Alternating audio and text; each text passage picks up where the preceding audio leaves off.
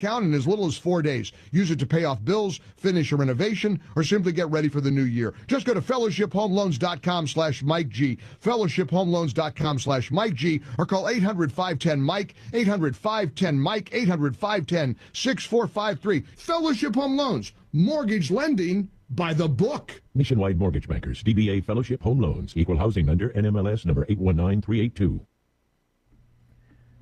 A group of typhoon survivors from the Philippines is suing oil giant Shell in a British court. Typhoon Rai, known locally as Odette, struck just before Christmas in 2021 and was one of the Philippines' deadliest storms.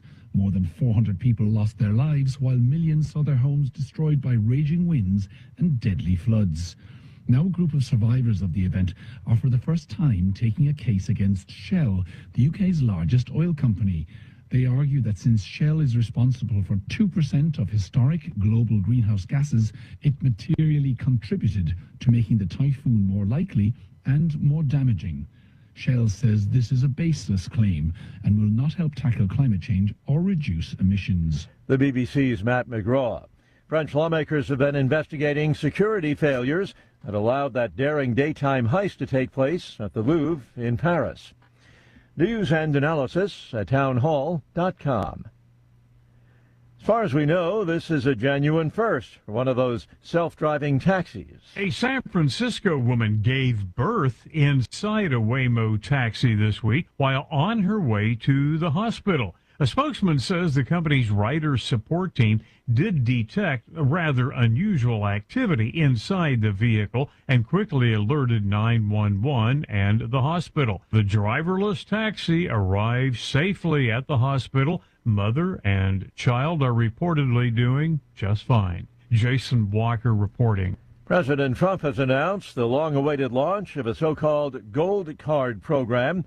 It's a program that offers legal status and a pathway to U.S. citizenship. Comes at a high price, though. Individuals can pay $1 million, corporations $2 million per foreign-born employee. More on these stories, townhall.com. It's the Michael Patrick Leahy Show, broadcasting live from downtown Nashville. Now, here's Michael Patrick Leahy. Good morning to the John Fredericks Media Network. We are indeed broadcasting live from our studios in downtown Nashville. We welcome to our microphones the original all-star panelist. Greetings, kind sir. The one, the only. Yes. Crom Carmichael. That's true of each one of us, isn't it? I think you're right. Crom, it's time for the Morning Rundown. I love it. Brought to you every weekday at this time by our friends at the Glock Store, located just a few miles from the airport, right here in Nashville, Tennessee. So here we go. Here's the Morning Rundown for Thursday, December 11th, 2025. Number one, the United States seized a Venezuelan oil tanker in the Caribbean. It was transporting sanctioned oil to China. Don't do that. Number two, the Obamacare subsidies deadline is December 31st. Do Republicans have an option? We'll see. Number three, two bad guys were arrested in New Jersey for planning to assassinate Department of Homeland Security officials. One of those officials is a good friend of mine, Tricia McLaughlin. Yes, you know, you see she's a very attractive spokesperson. Yeah. Very articulate. Yeah. And she's, I don't know, mid-30s. Yeah. Okay. Used to work for Vivek Ramaswamy. Nice person. Yeah. Wow. This is how bad the left is. Number four, speaking of how bad the left is, but I repeat myself, the state of Illinois, Crom, has passed a state law designed to subvert federal law enforcement. Yeah, if you are an ICE agent there and you arrest an illegal alien, they are going to have criminal sanctions against the ICE agent. That's not going to work, Crom. We have a little thing called the Supremacy Clause. So, yeah, Pritzker signed that. Number five, Crom. This one we're going to get into. Questions have arisen about the citizenship of Ilhan Omar. We've actually begun a little investigation. into that because, we're pretty good at investigating things. Yes, you are. And we're going to report, I'm going to talk about that in our next segment.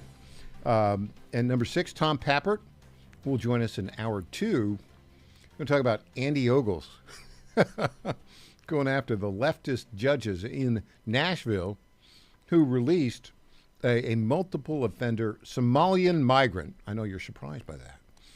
Who allegedly raped a woman on the doorsteps of a church, and she later died. Okay. Got that one going on.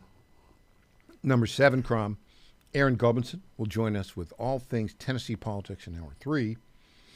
At number 8, we've got some clips I'm going to play for you on this, Crom. They're crazy Democrat women, but I repeat myself. Again, we've got this Kentucky guilty white lady.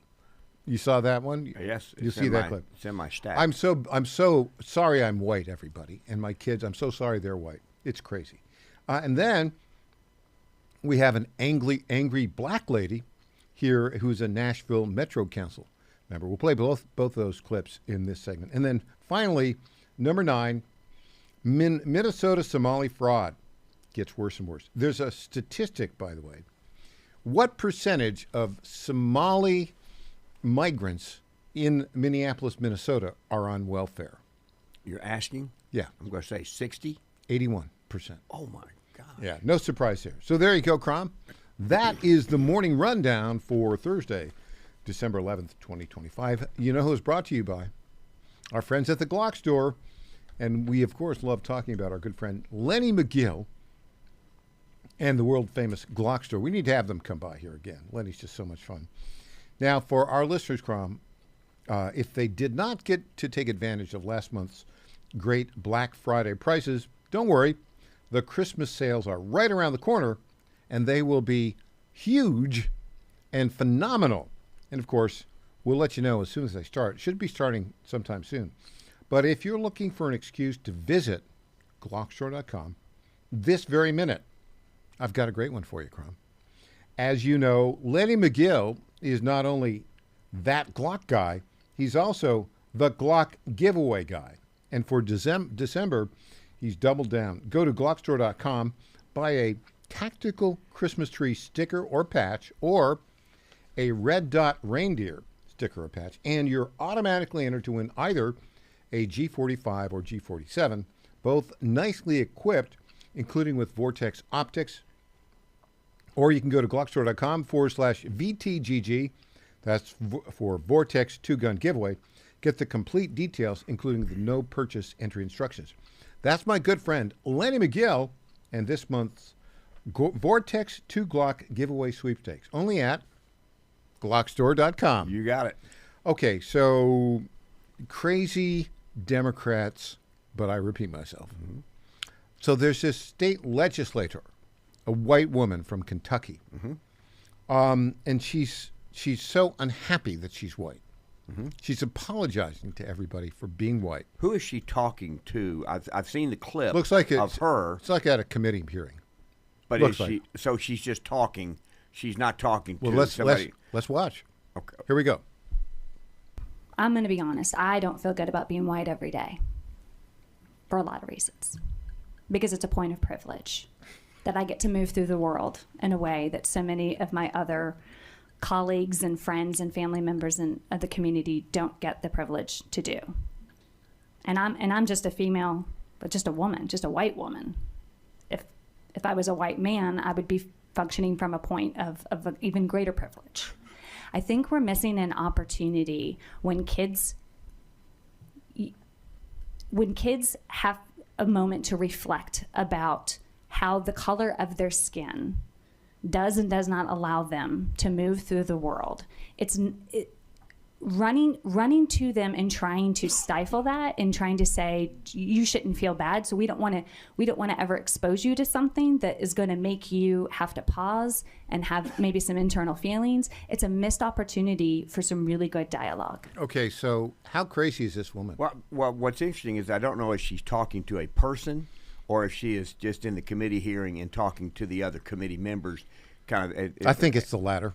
You think it's the latter? Yeah. Okay, all right. Now I couldn't tell whether she is. I couldn't tell whether she feels bad because she is white every day. Every day she feels bad for being white. Okay. Okay. I couldn't because every day she is white. Right. From the language, I couldn't quite tell the very beginning part of it. But here's my sense of this: she is a racist. Yeah.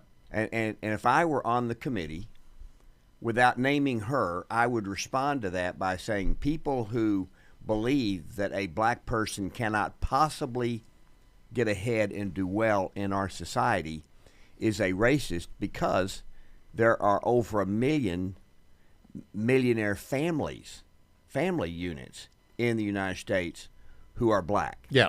And so they got ahead. And they got ahead. And when you have people in positions of authority like this telling black people, and she's part of the government, telling black people that you can't possibly get ahead because of your race.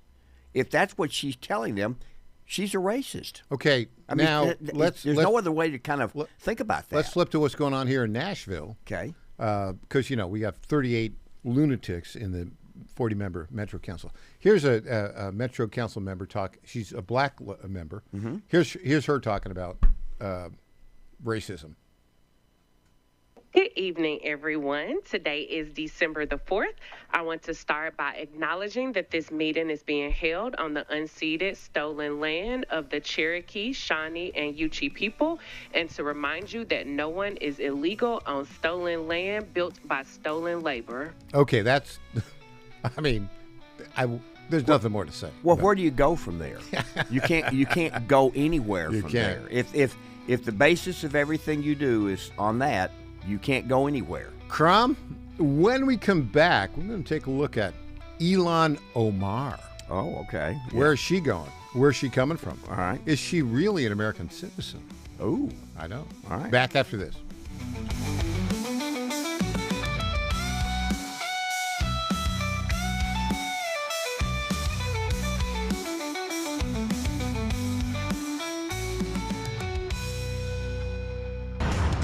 How much did you win at Rosie's Gaming Emporium? Hi, I'm Jerry from Richmond. I won a $23,000 jackpot at Rosie's.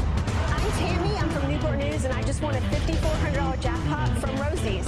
Hi, my name is Kim, and I'm from West Virginia, and I won $99,000 jackpot at Rosie's. Are you ready? Learn more about Rosie's rewards and jackpots at rosiesgaming.com. Must be 18 or older. Problem gambling? Call 1-888-532-3500.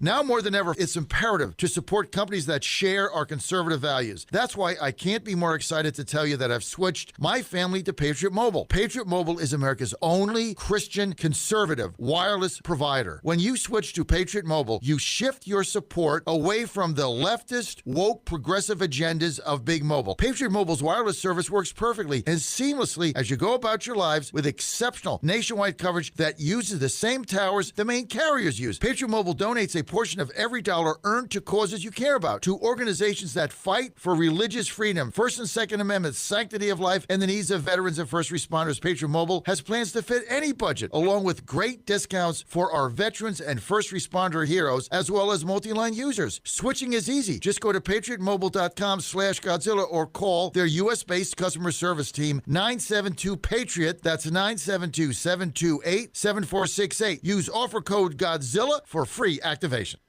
Is your fur baby looking a bit rough?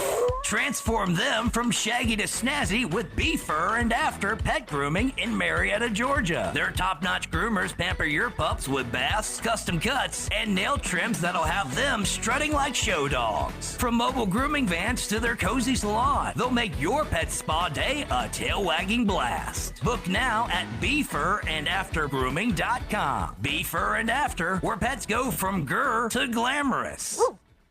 My Patriot Supply, America's most trusted survival food company, wishes you and yours a very Merry Christmas. As our gift to you, we've got an amazing deal on survival food kits. Buy one, gift two. That's right, for a limited time, when you grab our best-selling 4-week emergency food kit, we'll include 2 1-week kits free to hand out as gifts. That's 4 weeks of emergency food for you, and 2 ready to give gifts for anyone on your list who's into preparedness, or anyone who needs a nudge in that direction. But they're only available for a limited time.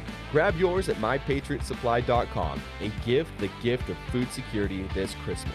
With 2,000 calories per day, 16 delicious meal and snack varieties, and up to 25-year shelf life, it's no wonder our 4-week food kit is the best-selling emergency food supply of all time. But the buy one, gift two Christmas special won't last long. So claim yours now at mypatriotsupply.com. That's mypatriotsupply.com. I'm Lenny McGill, founder and CEO of Glockstore.com. For over 30 years, I've supported the Second Amendment rights of free men and women to protect themselves and their families with firearms. We offer the very best in both selection and prices on Glock handguns, custom Glocks, Glock magazines, and high-performance shooting accessories at Glockstore.com. We also have the finest retail showroom and our Shoot 270 shoot rooms right here in Nashville, Tennessee. Come visit us at Glockstore.com, and you'll be glad you did. This is State Senator Mark Pody. Government is limited to what it is supposed to do. One of the things that is critical that we're supposed to be working on is transportation. Here in Middle Tennessee, our roads need more help. As your state senator, we are focused on getting more money reoccurring without a new tax increase for our roads here in Tennessee. This is State Senator Mark Pody. Paid for by Campaign for Mark Pody, Christina Hibden, Treasurer. Welcome back to the Michael Patrick Leahy Show. Now, here's Michael Patrick Leahy. Carmichael, Somalia is a third world hellhole. And that's at the upper end of the definition. Yeah, it's worse than that. It is a completely dysfunctional place. In 1990, there were 2,500 Somali migrants in the United States. Mm-hmm. Today, there are over 260,000. Okay. 100,000 of them. And can we thank Bill Clinton for that? Well, you can thank Bill Clinton, Barack Obama, Joe Biden. Okay. They came in through the Refugee Resettlement Program, and then they had all sorts of illegal ways to come in. Guess out of the 100,000 Somali migrants who live in the Minneapolis area, what percentage of them, Crom, would you guess are on welfare? Well, I guessed 60%. But the answer is? 81%. 81%. Now, that's not exactly a productive community. Mm-hmm. Now, the leader of that where does most of that funding come from? Other states. Yes. Right. And this is what is so interesting about the fraud. Oh, that's not even fraud. I know that. That's just But the point is that welfare funded by the federal government benefits the state in which the welfare recipient lives, because it isn't the taxpayers of that state that are paying for it, and the fraud that was committed. You can billions of dollars. You can take what I just said and put 2 exclamation marks, because the way it works is Minnesota contributes about 25 cents, and the federal government contributes about 75 cents on the fraud. So my question to anybody is if I took a quarter from you, and you knew that my taking a quarter from you meant that somebody else would give you $1, would you give me a quarter willingly? And the answer is yes, you'd give me as many quarters as you possibly could find. And that is what has happened in Minnesota. All of the public officials up there are aware of what's been going on. Economically, it benefits their state. Sort of. No. In terms of the flow of cash. I'm talking about economically. It's not just their state, though. It's Somali terrorist organizations that have benefited from the fraud. They got some of it, but the public officials in Minneapolis would not let them send all of the money to the terrorists. Otherwise, it wouldn't be an economic benefit to the people in Minnesota. And this is what's wrong with the system, where we have made Washington the source of the money to pay for welfare. When you say Washington, you mean the other states. I mean, basically Tennessee taxpayers. Actually, it's not even that now, Michael. It's unfortunately it's federal debt. which point. eventually. Good point. I'm saying Good is point. there are no. My point is there are no constraints, and all of the incentives now are for the states is to steal, because if you see other people stealing and benefiting dramatically from the stealing, then you feel compelled to do the same thing. Let me continue with President please, Trump. Please.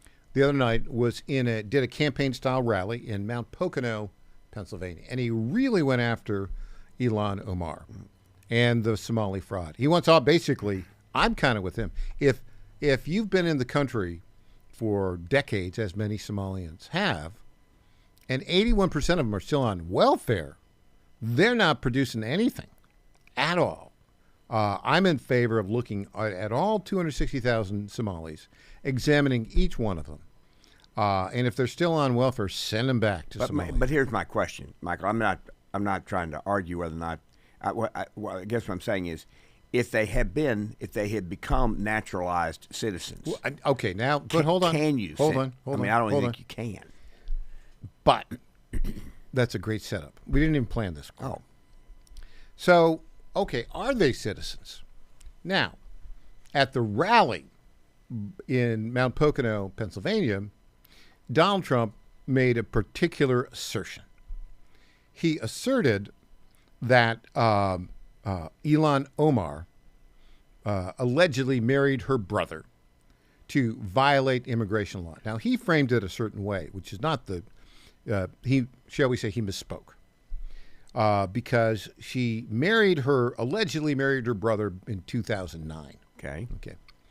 And he said it was in order for her to become a citizen. Yeah, that's not what I understand. Well, we're going to get to that right now. And the claim has been she married her brother because she purportedly was in the States legally in order to help him get into the U.S. Yeah, that's what I heard. Okay. Now let's go back to so the president misspoke.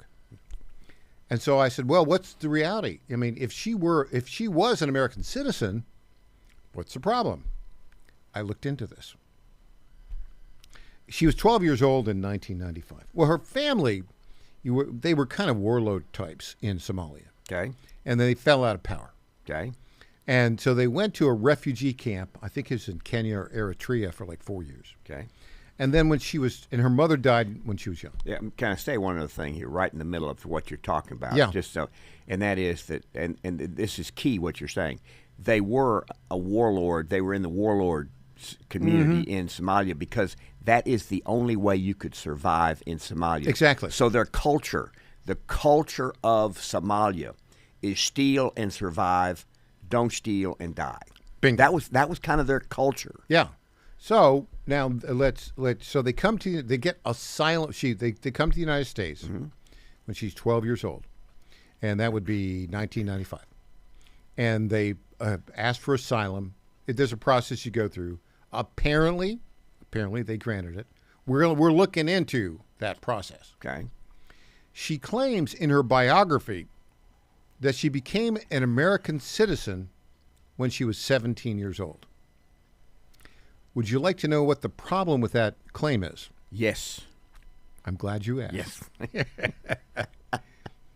You cannot become an American citizen if you are under 18 years old on your own. You can't. Okay. How do you become an American citizen when you're 17 years old? That's one way. If either your mother or father becomes an American citizen, and you're under 18, have been residing in the U.S., you become an American citizen. Her father, who lived a long time in the States, I think passed away like in 2020, never became an American citizen. Okay. According to the reports that we've seen. Okay. Which would mean it is a legal impossibility for her to have become an American citizen. What about at the the mother? Age of 17. What about the mother? Mother died when she was 2 years old. Oh, so when she came to the U.S., she didn't come with her mother and father. She came with only her father. Supposedly. Oh, okay. So this is what you're going to be investigating. Yeah. Okay. Now, back to this other point. All right. If it's true that her claim that she was an American citizen at 17 years old is disproven, which I think there's some evidence here now. Okay. That suggests that's not a possibility. No one is above the law. Yeah, no one is above the law. Including Ilhan Omar. Yes, no one is above the law. Yes. Quoting Nancy Pelosi. So the question then is going to be, what we're going to look into here, Crom, which we're very familiar with this, the whole process of naturalization, deportation, asylum. This is all handled through immigration courts, which are part of the executive branch. And every person who comes through and tries to become a citizen, they have what's called an A file, which is the raw data of everything that happens. Guess who's going to get that A file? You are. But first, clip 3. Let's play clip 3. Tom Homan. Am my guessing good? Good, pretty close. Clip 3, Tom Homan. Let's the get border this. star Tom Homan joins us tonight to talk about Minnesota as well as a number of other issues. And sir, it's good to have you back on the show. Trump mentioning the Daily Mail reporting from 2020 that Ilhan Omar married her brother to get into the country. This was last week. Take a listen. Look at their nation. Look how bad their nation is. It's not even a nation. It's just people walking around killing each other. They've taken billions and billions of dollars. They have a representative, Ilhan Omar, who they say married her brother. That's a fraud. Calls that a fraud. It's a story that has never been successfully refuted, even though it's now a 5-year-old story. That's clearly a deportable offense. Is there an investigation into that? You know, I just got advised by a fraud investigator the other day on that. I asked the question, who reviewed the file and says that there was immigration fraud involved. The statute of limitations became an issue in the last 4 years when this was first brought up. Who was president? Who ran DOJ? So he's getting the files. Now, what did he say about statute of limitations? He mentioned there may be a statute of limitations. I don't Okay. think there's a case when it comes. There's no statute of limitations in false claims of citizenship. Well, you know that for a fact. I do. Okay. I don't know one way or the other. When we come back, we're going to start off with one of your special. We're going to shift gears a little bit. And? We're talking about Notre Dame football. Ah, yes. Back after this.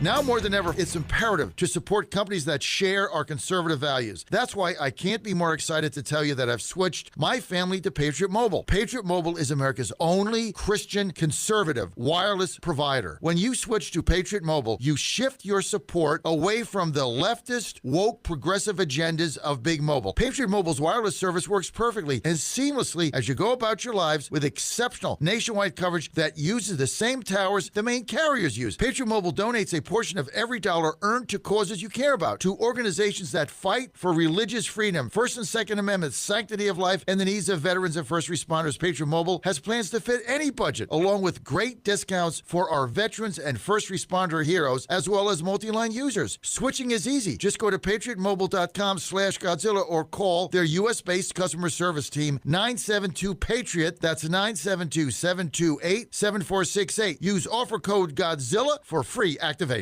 The math is simple. Every dollar we waste on unnecessary federal supervision is a dollar we can't use to fight violent crime. The Safer Supervision Act cuts bureaucratic waste and frees up law enforcement resources to protect families from serious threats. Law enforcement officers across the country and Republicans in Congress agree this is a smarter way to improve public safety. Stop the waste, protect our communities, fix federal supervision. Visit safersupervision.com to help. Paid for by the Reform Action Fund.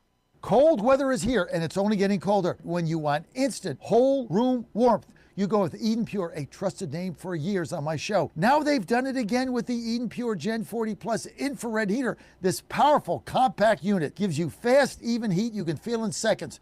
Infrared heat warms you directly, not just the air around you, and it doesn't dry out the air. It's quiet, compact, and safe with multiple built-in safety shutoffs, and it heats up to 1,000 square feet. Perfect for the living room, bedroom, or office. And right now, Eden Pure is thanking our listeners. The Gen 40 Plus normally sells for $224, but Eden Pure is giving our VIP listeners an additional $50 off. bringing it to just $174. That's right, only $174 for state-of-the-art infrared heater. Now, this is a limited time offer with a strict limit of 3, and supplies are moving fast. So go to EdenPureDeals.com, use promo code Godzilla50. EdenPureDeals.com, promo code Godzilla50. Is your pet ready for some pawsome fun? At Creekside Pet Hotel in Kennesaw, every day is a tail-wagging adventure. Whether they're romping with friends in day camp, enjoying a staycation in our cozy boarding, or getting pampered in our luxury spa, we make sure every furry guest gets the royal treatment. Happy pets, wagging tails, and the best care. What more could they ask for? Book your pet's perfect getaway today at CreeksidePetHotel.com or give us a call at 770-422-4700. My fellow Americans, I have to tell you about my good friends at D.T. McCall & Sons. They have furniture and appliances and a lot more. They've been family-owned in Middle Tennessee for over 100 years, and they're not going to rip you off. No hidden charges, no delivery charges, no charges for all of the crazy things. These are sick people at the lumber yards. These are very sick people. They charge you for cords and hoses and haul off. They charge you for all of these things. They call them hidden charges. It's the type of surprise that you don't want to see. It's like an October surprise, but it's worse. D.T. McCall & Sons, they're not going to do that. They're great people. They're going to give you a great deal. With locations in Lebanon, Carthage, Lafayette, Cookeville, and Franklin, D.T. McCall & Sons will give you the deal of your life. Check them out today or go to dtmccalls.com. Impersonator not endorsed by Donald Trump. Welcome back to the Michael Patrick Leahy Show. Now, here's Michael Patrick Leahy. Original All-Star panelist Crom Carmichael is here in studio. Crom, we're going to shift gears a little bit here and talk some sports, football. First, congratulations to your grandson's high school team. Yes. They won, in resounding fashion, another state championship. What was it, 59-7? 59-7. It was 49. It was 49-0 at halftime. So and Jared Curtis, my grandson, plays defensive end and also plays kind of a slot back on offense on special occasions. Mm-hmm. Jared Curtis, the quarterback for Nashville Christian, flipped from Georgia to Vanderbilt. Yeah. And as a Vanderbilt fan, I'm pleased about that. And I'll predict that if Jared Curtis stays healthy, which is true with any athlete, he will not be merely good. He will be great. I think you're right. And by the way, he's good buddies now with Diego Pavia. Yeah. And look, I am rooting for Diego this Saturday to win the Heisman Trophy. I'm rooting for him. Okay. He's going to be there. He certainly is the most, for his team. Yeah. He is the most consequential college player playing this year. By far. Yeah, by far. By far. Yeah. I think the and it's not just a 6'5" team. It's a 10-2 team. Yeah. Yeah, I think Fernando Mendoza will probably win it, but I think Diego should. Yeah. And I think what he clinched it with was that 33-yard pass. What they needed a first down, and it was a perfect pass. Then they beat Ohio State. So, we'll see. But I'm rooting for Diego. Now, there are a couple fun stories in football and a couple not so fun stories in football. Of course, the whole Diego Pavia thing is fun. The Phillip Rivers story. You follow this? I love that. You know who I predict if Phillip Rivers doesn't work out, who they'll get? Uncle Rico? No, Ryan Tannehill. Yeah. There's something. Ryan Tannehill's 37. Yeah, there's something there about that, though. Ryan should be playing, and he's not. There's a reason why. I don't know what the reason is. Phillip Rivers, however, been out of football since 2020. He's buddies with the coach, and he knows the system. And who knows? Wow. I mean, going from being a football coach of a high school team to NFL maybe this Sunday. No.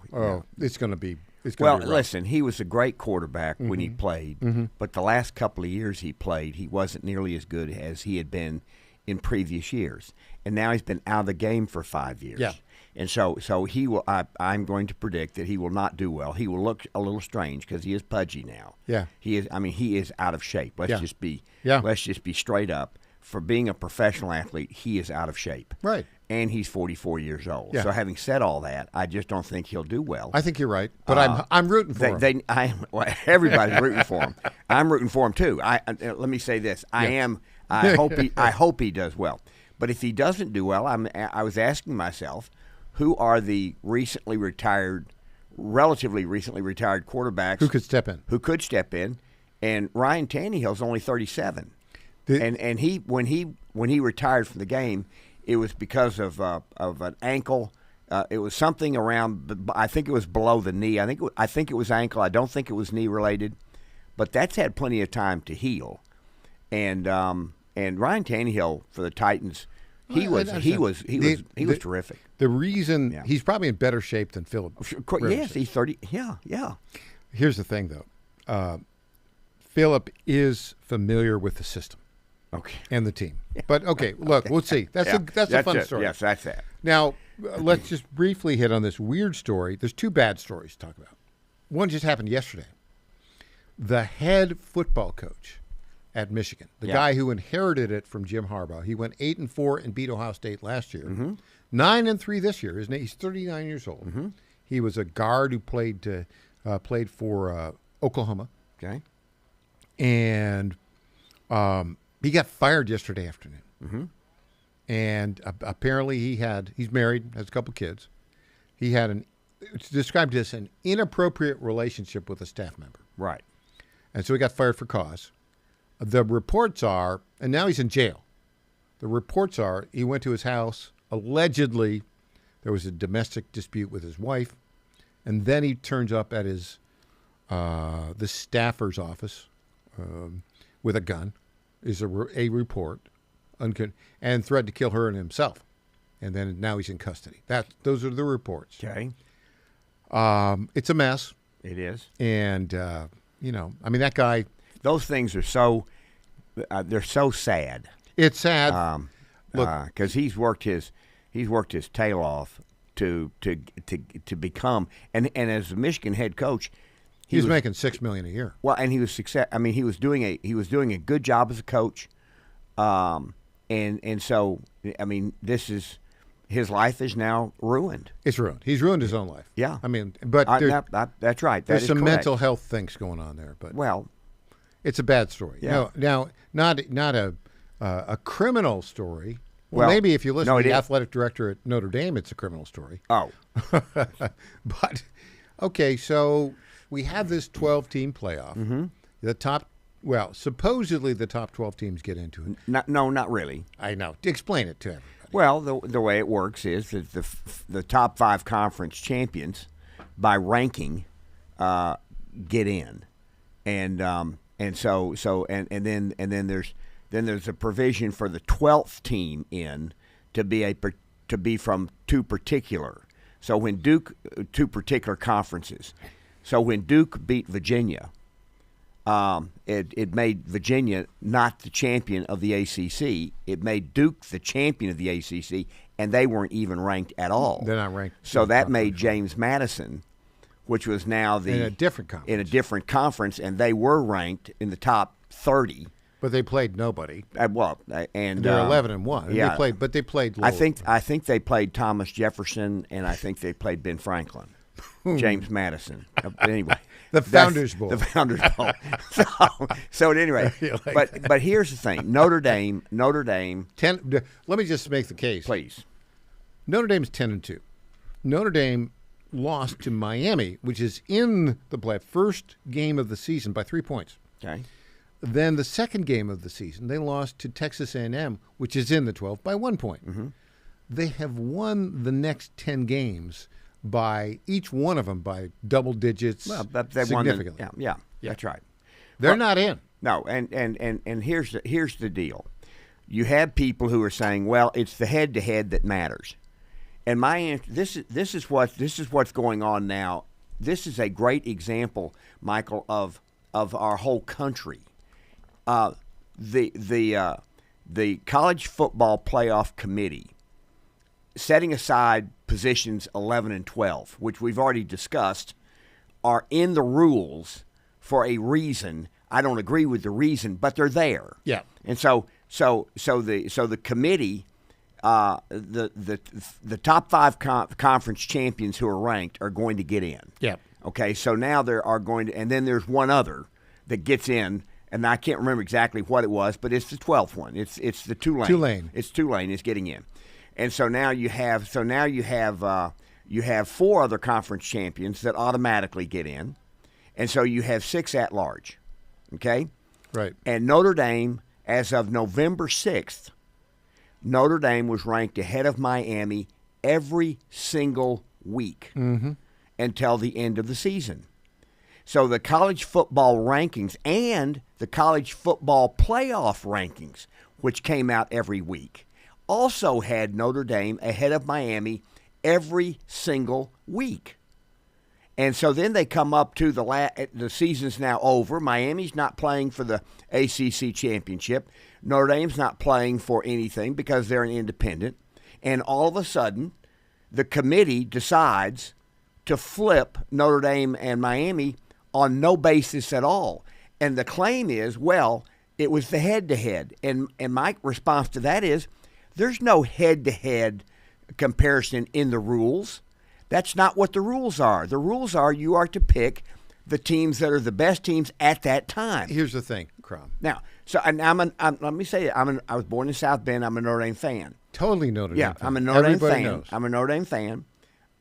And so now, and so what I'm saying is, though, that if the committee itself, for 4 weeks, 4 straight weeks, and maybe 5, if the committee itself, in putting out the weekly rankings, had Notre Dame ahead of Miami the entire time, and then the season ends, and then they come out with the teams that are going to actually make the playoffs, and they flip it, and they can give you no reason, because if the head-to-head was dispositive, then Miami would have stayed ahead of Notre Dame the whole time. Good point. Let me ask you 2 questions, Crom.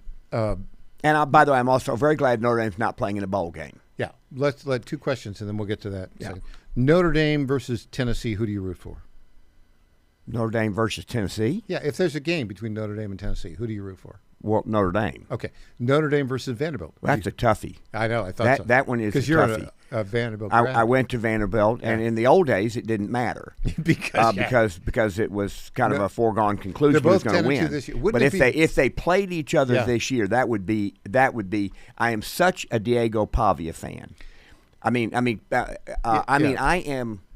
don't believe there's ever been an athlete that I have been a bigger fan of than Diego Pavia. Let me tell you a short story about why I'm such a fan. I don't remember who it is that told me this story, but there is a sports psychologist at Vanderbilt, and Pavia would go in to see the sports psychologist at Vanderbilt for an appointment every week. And he would always ask one question: what can I do to make my team better? Yeah, and he's made his team better. Let me ask you another question. But he is the most selfless athlete I have ever watched. Don't you think? And I understand Notre Dame has said, we didn't get in, we're not going to play. Vanderbilt's taking a different approach. We didn't get in, we're happy to go to any bowl game. I'll tell you what, the bowl selection committee made a mistake.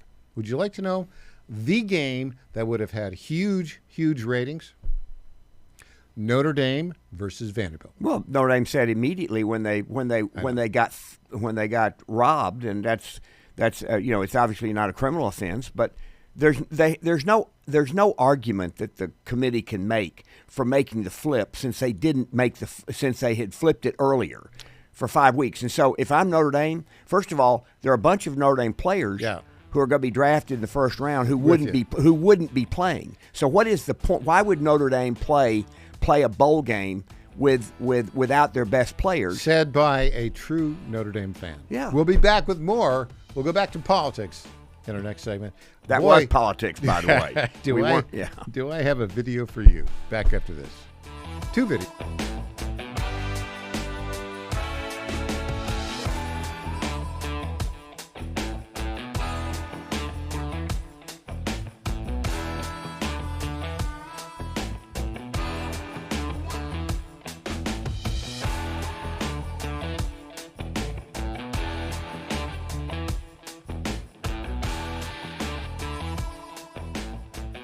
Each of us is born with 30 trillion cells that make us. These cells determine how we feel, perform, sleep, focus, and how long we live. And to live our best life, all we have to do is feed our cells properly. But most supplements don't reach our cells, keeping us from reaching our full potential. Make every cell count with Healthy Cell. Founded with a mission to empower people to take control of their own health at the most fundamental level, the cell. Dr. Vincent Gempapa, world-renowned cell researcher and medical doctor, created supplements that work at the cellular level to support immune health, better sleep, sharper focus, and healthy aging. Go to healthycell.com and use code GODZILLA for 20% off your first order of any product. That's healthycell.com, HEALTHYCELL, and use code GODZILLA for 20% off.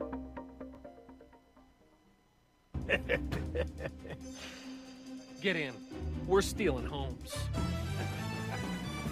We're not like those other home criminals that steal your stuff. We steal your hard-earned home equity. We find your property online from the public record. Got it. Create a deed transfer that makes us the homeowners. Got it. And borrow tons of cash against your equity, and you won't know till the foreclosure notice hits months later. Just go to HometitleLock.com/Godzilla. Protect yourself. When you're learning something new, experience matters. At Lifestyles Unlimited, we've spent over 30 years teaching people how real estate investing works and how to build income with a clear, step-by-step strategy. Our program is designed to help you learn what to do, why it works, and how to take action at your own pace. Join today for just $297, a 60% savings off the regular price. Text radio to 88007. That's RADIO to 88007. Presented by Lifestyles Unlimited. Did you ever stop and think, why do the wealthy pay less taxes than we do? One reason, they take full advantage of the IRS tax code. Today's tax code is over 2 million pages. Who can read that? Remember the 2016 debate with Hillary Clinton? When asked why he doesn't pay more taxes, President Trump had the perfect answer. He said, if you don't like the current tax code, change it. I follow the very laws that you wrote. That's where Julio Gonzalez and his company, Tax Engineered Services, comes in. Julio's team looks at your taxes after they're done, but before you file them with the IRS. He doesn't get between you and your accountant. He reviews your taxes, makes his recommendations, and only gets 5 to 10% of what he saved you. No money up front, no cost. It's tax literacy for MAGA. He also sees what grants you may qualify for. For more information, text ETS to the number 26786. That's ETS to 26786. Text now. Hey there, it's Lenny McGill, founder and CEO of GlockStore.com. For over 30 years, I've supported our Second Amendment rights with GlockStore.com, the world's #1 source for Glock handguns, parts, and accessories. I also support accurate, unbiased journalism like The Michael Patrick Leahy Show. His team broke the Kilmar Abrego Garcia traffic stop and was the first to obtain that video. Independent journalism at its finest. Visit us at GlockStore.com, listen to Michael Patrick Leahy, and make America great again. This is State Senator Mark Pody. Government is limited to what it is supposed to do. One of the things that is critical that we're supposed to be working on is transportation. Here in Middle Tennessee, our roads need more help. As your state senator, we are focused on getting more money reoccurring without a new tax increase for our roads here in Tennessee. This is State Senator Mark Pody. Paid for by Campaign for Mark Pody, Christina Hibden, Treasurer. Welcome back to the Michael Patrick Leahy Show. Now, here's Michael Patrick Leahy. Trom, I am going to bring your attention to a couple of videos which I will narrate. One is from the White House, and you can see it if you're watching on X Live or Roku TV or Apple TV or Fire Stick, but you can't see it. Obviously, we can't play the audio because it's got copyrighted material. But I'm going to narrate it. So here's watch the White House clip right here. Here we go. It's cuffing season, and there we've got. Let's see. Here we go. Okay, so there we go, and this comes from the White House, and basically ICE agents are cuffing illegal aliens. You see that? Yes. Okay. Now let's go on to the next one. So Gavin Newsom then put out another video. It's cuffing season. Let's see who's being cuffed by Gavin Newsom. Yeah, there's, with their heads bowed, there you've got, J.D. Vance, Pete Hegseth, and Donald Trump being cuffed. Was that Miller? There's Miller there, right there, being cuffed.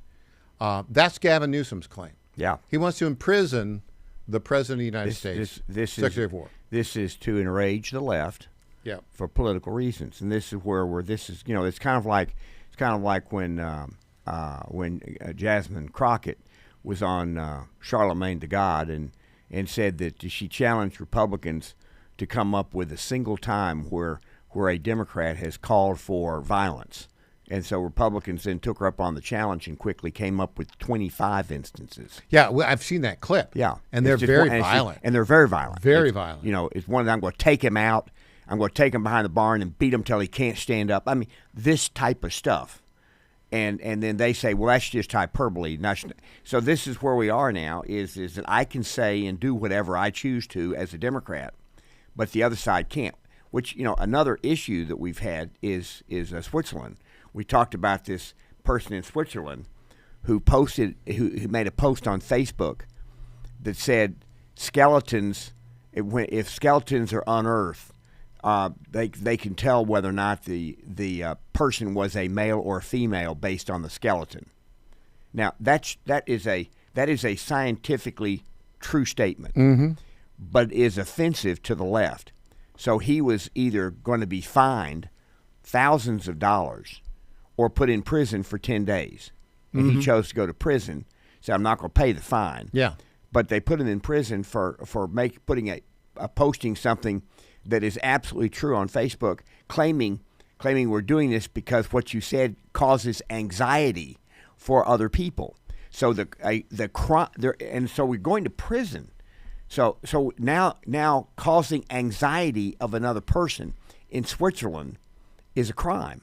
And in the United Kingdom as well. Yes. And this is what Vance was talking about. Yeah. Is that if your society ceases to support free speech, and by the way, the left is trying to cancel speech in this country. It claims that it can say whatever it wants to because it claims whatever it says is the truth. But anybody who says something to contradict what they say shouldn't be allowed to speak. That was when Biden tried to have his czar of truth. But I want to talk about one other thing, if it's all right with you. We got time. And that is that I brought this up 2 or 3 months ago, and that is, I said, in the absence of Iran having a bunch of rain, which was highly unlikely because of the climate in that part of the world, that Iran would be running out of water around the 1st of January. So we're only a month away now, about a month away. The reservoirs in Iran that service Tehran have less than 10% of their capacity. Yeah, you've talked about this. And if it continues, if the climate remains consistent with the last 20 years, Tehran will run out of water sometime in the month of January.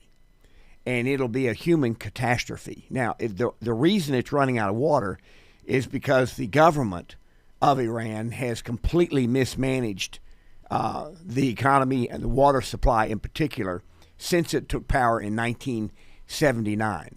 And so it will be the cause. But can you imagine if you had Kamala Harris as president? She might agree, because there's 60 million Iranians, and there's over 10 million, I believe, who live in Tehran, and they won't have any water. Can you imagine she might agree to take 5 to 10 million Iranians into the U.S. for humanitarian reasons? There'd be a statutory problem with that number, but your point, they would probably. Well, there might be a statutory, but they'd violate it anyway. I think you're right. So what I'm saying is but the world is the reporting on this story. I almost never find it. I have to go look for it to get an update on Iran and particularly Tehran's water situation. I have to go look for the story, And so it's completely underreported, and it's underreported for a reason. Mm-hmm. And that is so that when the catastrophe hits, it will seem as if it is a natural event that could not have been foreseen by the government of Iran. I think you nailed it. Crom, as always, it's a delight to have you here. Yes, thank you. Enjoyed it. This is what's called a teaser. We have big breaking news in the case of Kilmar Abrego Garcia, and an Obama-appointed judge is behind it. Wait for it. Wait for it. You'll see what it is. I'll be listening. Tom Pappert has the breaking story. Crom Carmichael, original All-Star panelist. Crom, thanks so much for joining us today. You betcha. All right. We'll be back after the news.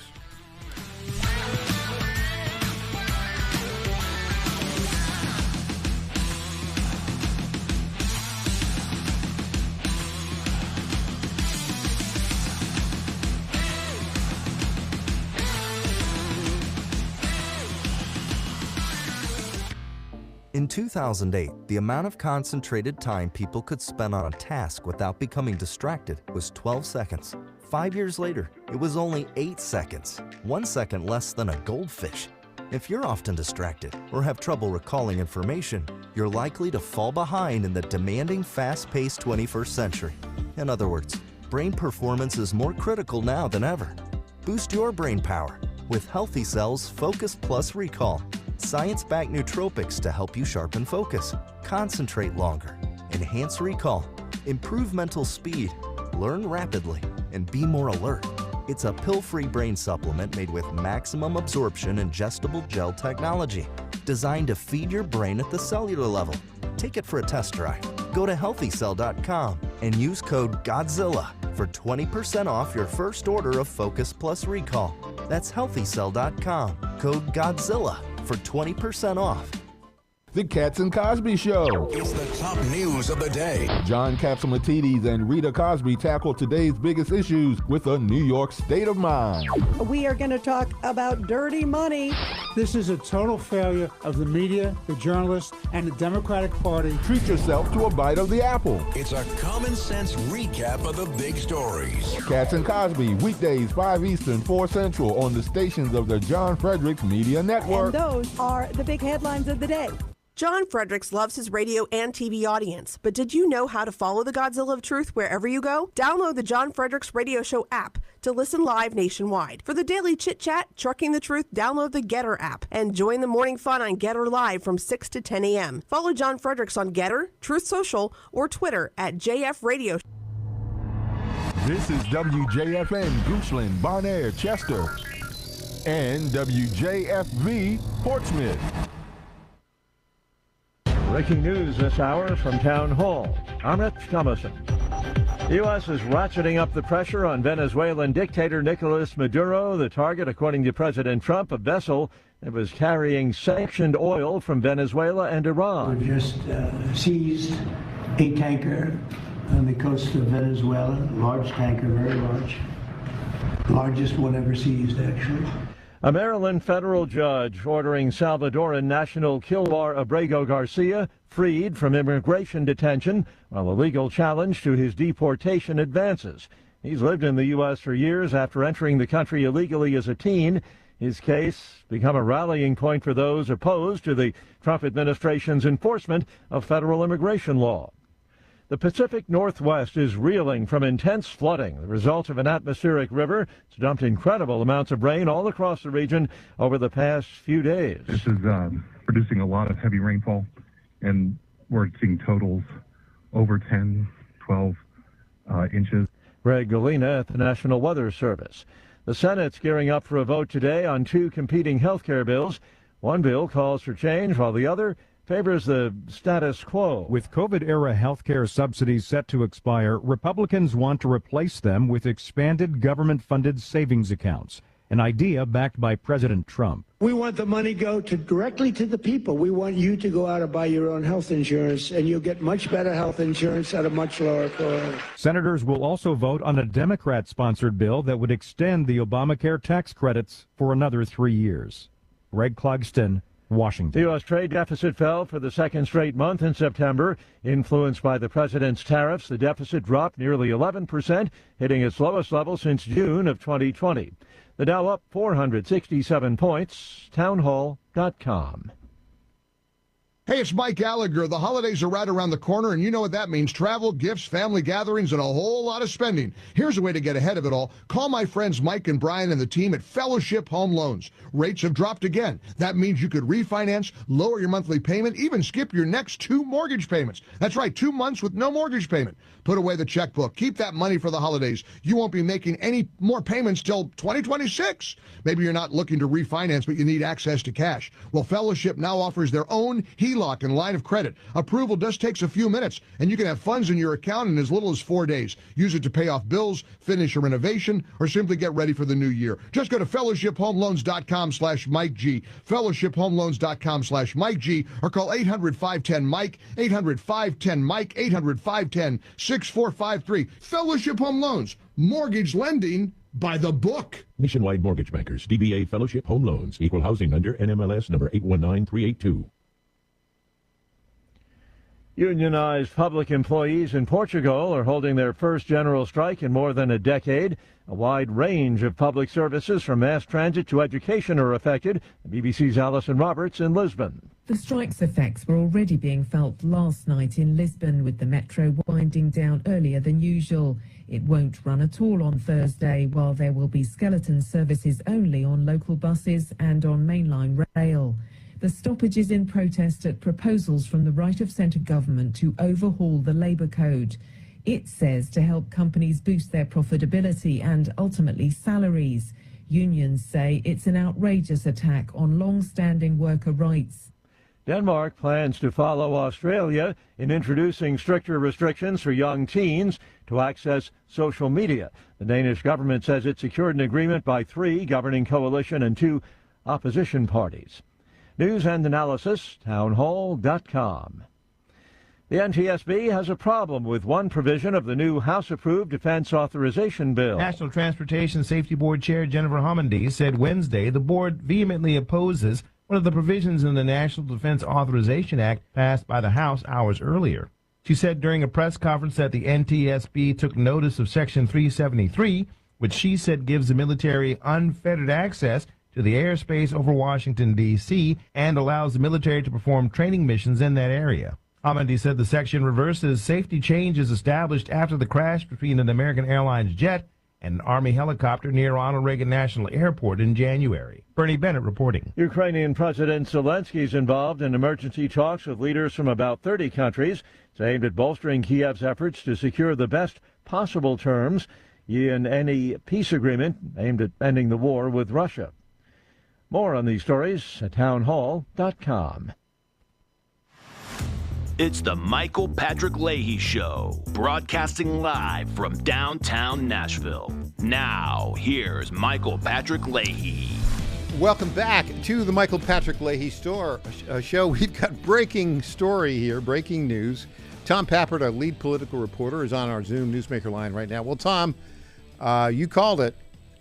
We pretty much thought the fix was in with the Obama-appointed judge hearing all the immigration claims made by Kilmar Abrego Garcia. Just broke literally about half an hour ago in a 31-page opinion. Judge Paula Zinnes, federal district court judge in Maryland, appointed by Barack Obama. Tell us what she ruled in that decision, Tom Pappert. Well, Michael, she today granted the habeas corpus petition, which desired for Abrego Garcia to be released from federal immigration custody. This is important because, of course, he was brought back to the United States over the summer. He was put in DOJ custody because he is facing trial for alleged human smuggling charges. Now, a very liberal judge who was backed up by another Obama appointee released him all the way back in August. He's been in ICE custody ever since then. Well, Paula Zinnes, the Obama-appointed judge overseeing the immigration case, immediately got the new lawsuit seeking to get him out of jail. And in this lawsuit, Abrego Garcia's attorneys argued that because he was brought back to the United States over the summer, he was given a new and specific form of visa that is only for illegal immigrants who are being brought back to the United States to face criminal charges. And because of this visa, she has I've yet to read the entire order, but I think I've read enough to know what she's getting at. Because of this visa, she has said that there is no longer a final deportation order which is valid for Abrego Garcia. Therefore, he cannot be kept in ICE custody. This is extremely insane, in my humble opinion, especially when you consider that an immigration judge just weeks ago, like 3.5 weeks ago, upheld the 2019 deportation order, which only said that Abrego Garcia could not be deported to El Salvador. Really, it said Guatemala, but we're all pretending it said El Salvador. Meanwhile, the Trump administration wants to deport him to Liberia, which is neither of those two countries and not even in the same hemisphere. So what I think you should expect is a very rapid appeal to the Fourth Circuit. Yeah, I think you're going to see a request for a stay pending appeal. In the order, it says that he must be released immediately. However, Abrego Garcia's attorneys need to be given 4 hours of notice that he will be released. So there is a short window to work with. We've already reached out to ICE and DHS to see what their next plan is and if they're going to release a statement, but have not heard back. She bought the ridiculous argument by his immigration attorneys that because he was brought back here to face human smuggling charges, because you broke the story, Tom, that he'd been arrested here, that he had been stopped while allegedly transporting illegal aliens in a vehicle owned by a convicted human smuggler without a valid license, and had been ordered released by the Biden-era FBI when any other person would have been arrested immediately, brought back to face those charges. They claimed that special visa made his October 10th, 2019 with basically deportation order invalid. It's impossible for me to imagine that any sane circuit court judge would not overturn that ridiculous ruling by this Obama-appointed judge. Your thoughts on that, Tom? I think that's what's likely to happen, and I'm just hoping it happens very, very quickly. The Trump administration has a great track record with the Fourth Circuit. I think it's above 90% success when it comes to its appeals, and that's because of insane district court judges like Paula Zinnes. But yes, that is exactly what she bought. And again, just to stress, this is not an immigration judge. This is a district court judge, and an immigration judge reviewed the facts of Abrego Garcia's case all the way back in 2019 and said he is deportable. He just can't go to one of these two countries, Guatemala or El Salvador. Well, then in 2025, after he was brought back to the United States to face these criminal charges, remember, Abrego Garcia filed a bunch of new CAT, withholding from removal for torture and persecution notices, and they went before an immigration judge. And in fact, he tried to reopen his 2019 immigration case so he could get the terms modified. And the judge said no. The judge said the 2019 deportation order remains in effect. So Judge Paula Zinnes here, I don't know what she thinks she's doing. It seems to me as though not only is she issuing orders that don't make sense and fall apart on their face when you examine them logically, but it seems as though this district court judge is trying to assume the authority of an immigration judge. Well, yeah, not only that, if you read the 31-page order, this is not an order from an unbiased, nonpartisan federal district court judge. This reads like the brief for the defendant, filed by the defendant's attorney. Let me go to this, because we know a lot about this, Tom. Oh, by the way, you, Christina Botteri, and I won a National Journalism Award for olive reporting on everything related to Kilmar Abrego Garcia, the Dow Prize, the new Pulitzer Prize. Let me read this paragraph from her order. It's page 3 of her order. I'll pause throughout. The October 10th, 2019 withholding decision referenced as procedural history Abrego Garcia's concession at a prior hearing that he was an El Salvadoran national who entered the United States without lawful permission, and that an immigration judge, quote, found his removability to be established by clear and convincing evidence, end quote.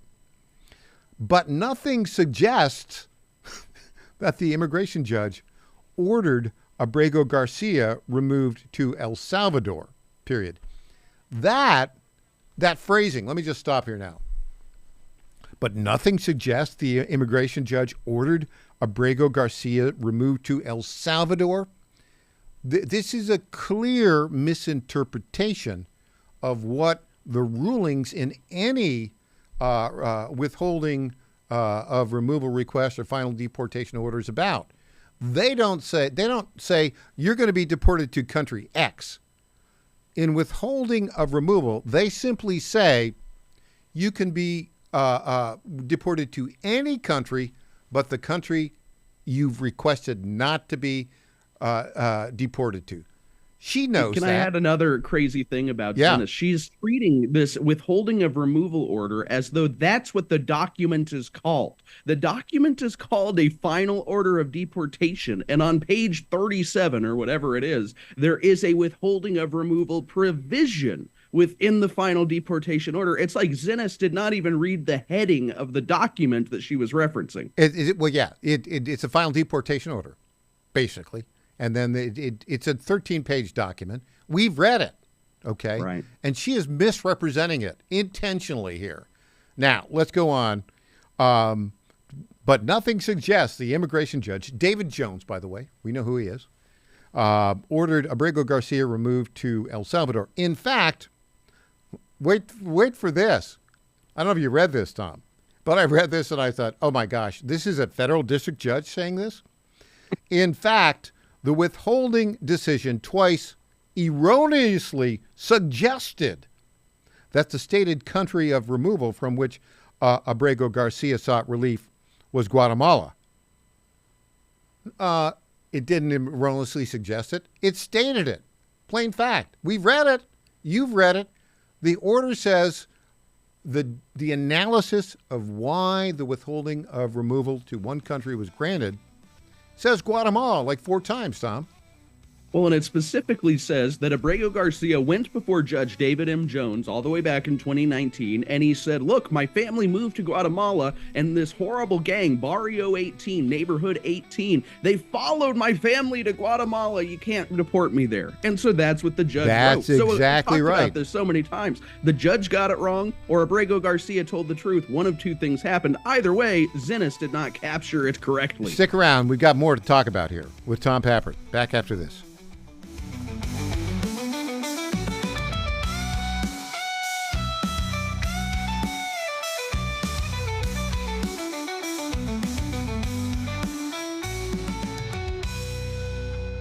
If you've tried everything for cheek redness or breakouts and nothing works, it's not your fault. The real cause might be deeper than you think. Introducing Clear Skin Ivermectin Cream from the Wellness Company, a prescription-strength, dermatologist-developed formula that helps reduce inflammation, balance bacteria, and restore your skin's natural glow. This triple-action cream combines 3 medical-grade ingredients for powerful results. Azelaic acid to unclog pores and fade dark spots, metronidazole to control bacterial imbalance and redness, and ivermectin to calm irritation and eliminate skin parasites that contribute to rosacea and acne. Together, these ingredients work to reduce bumps, swelling, and redness while supporting smoother, healthier, and more radiant skin over time. Formulated and compounded in the United States, this FDA-approved cream is trusted by doctors for visible and lasting results. Experience clear, confident skin with the Wellness Company's Clear Skin Ivermectin Cream. U.S. residents only. Head to twc.health/Godzilla and use code Godzilla to save $20 off, plus free shipping.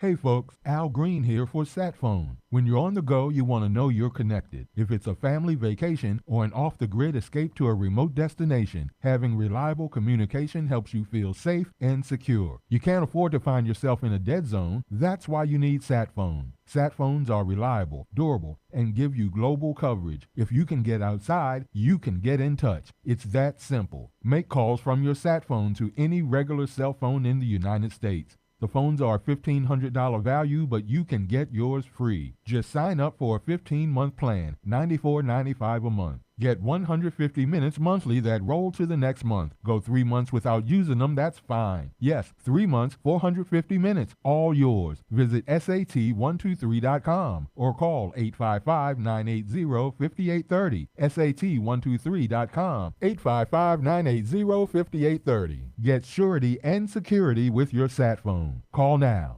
The math is simple. Every dollar we waste on unnecessary federal supervision is a dollar we can't use to fight violent crime. The Safer Supervision Act cuts bureaucratic waste and frees up law enforcement resources to protect families from serious threats. Law enforcement officers across the country and Republicans in Congress agree this is a smarter way to improve public safety. Stop the waste, protect our communities, fix federal supervision. Visit safersupervision.com to help. Paid for by the Reform Action Fund. Is your pet ready for some possum fun? At Creekside Pet Hotel in Kennesaw, every day is a tail-wagging adventure. Whether they're romping with friends in day camp, enjoying a staycation in our cozy boarding, or getting pampered in our luxury spa, we make sure every furry guest gets the royal treatment. Happy pets, wagging tails, and the best care. What more could they ask for? Book your pet's perfect getaway today at creeksidepethotel.com or give us a call at 770-422-4700.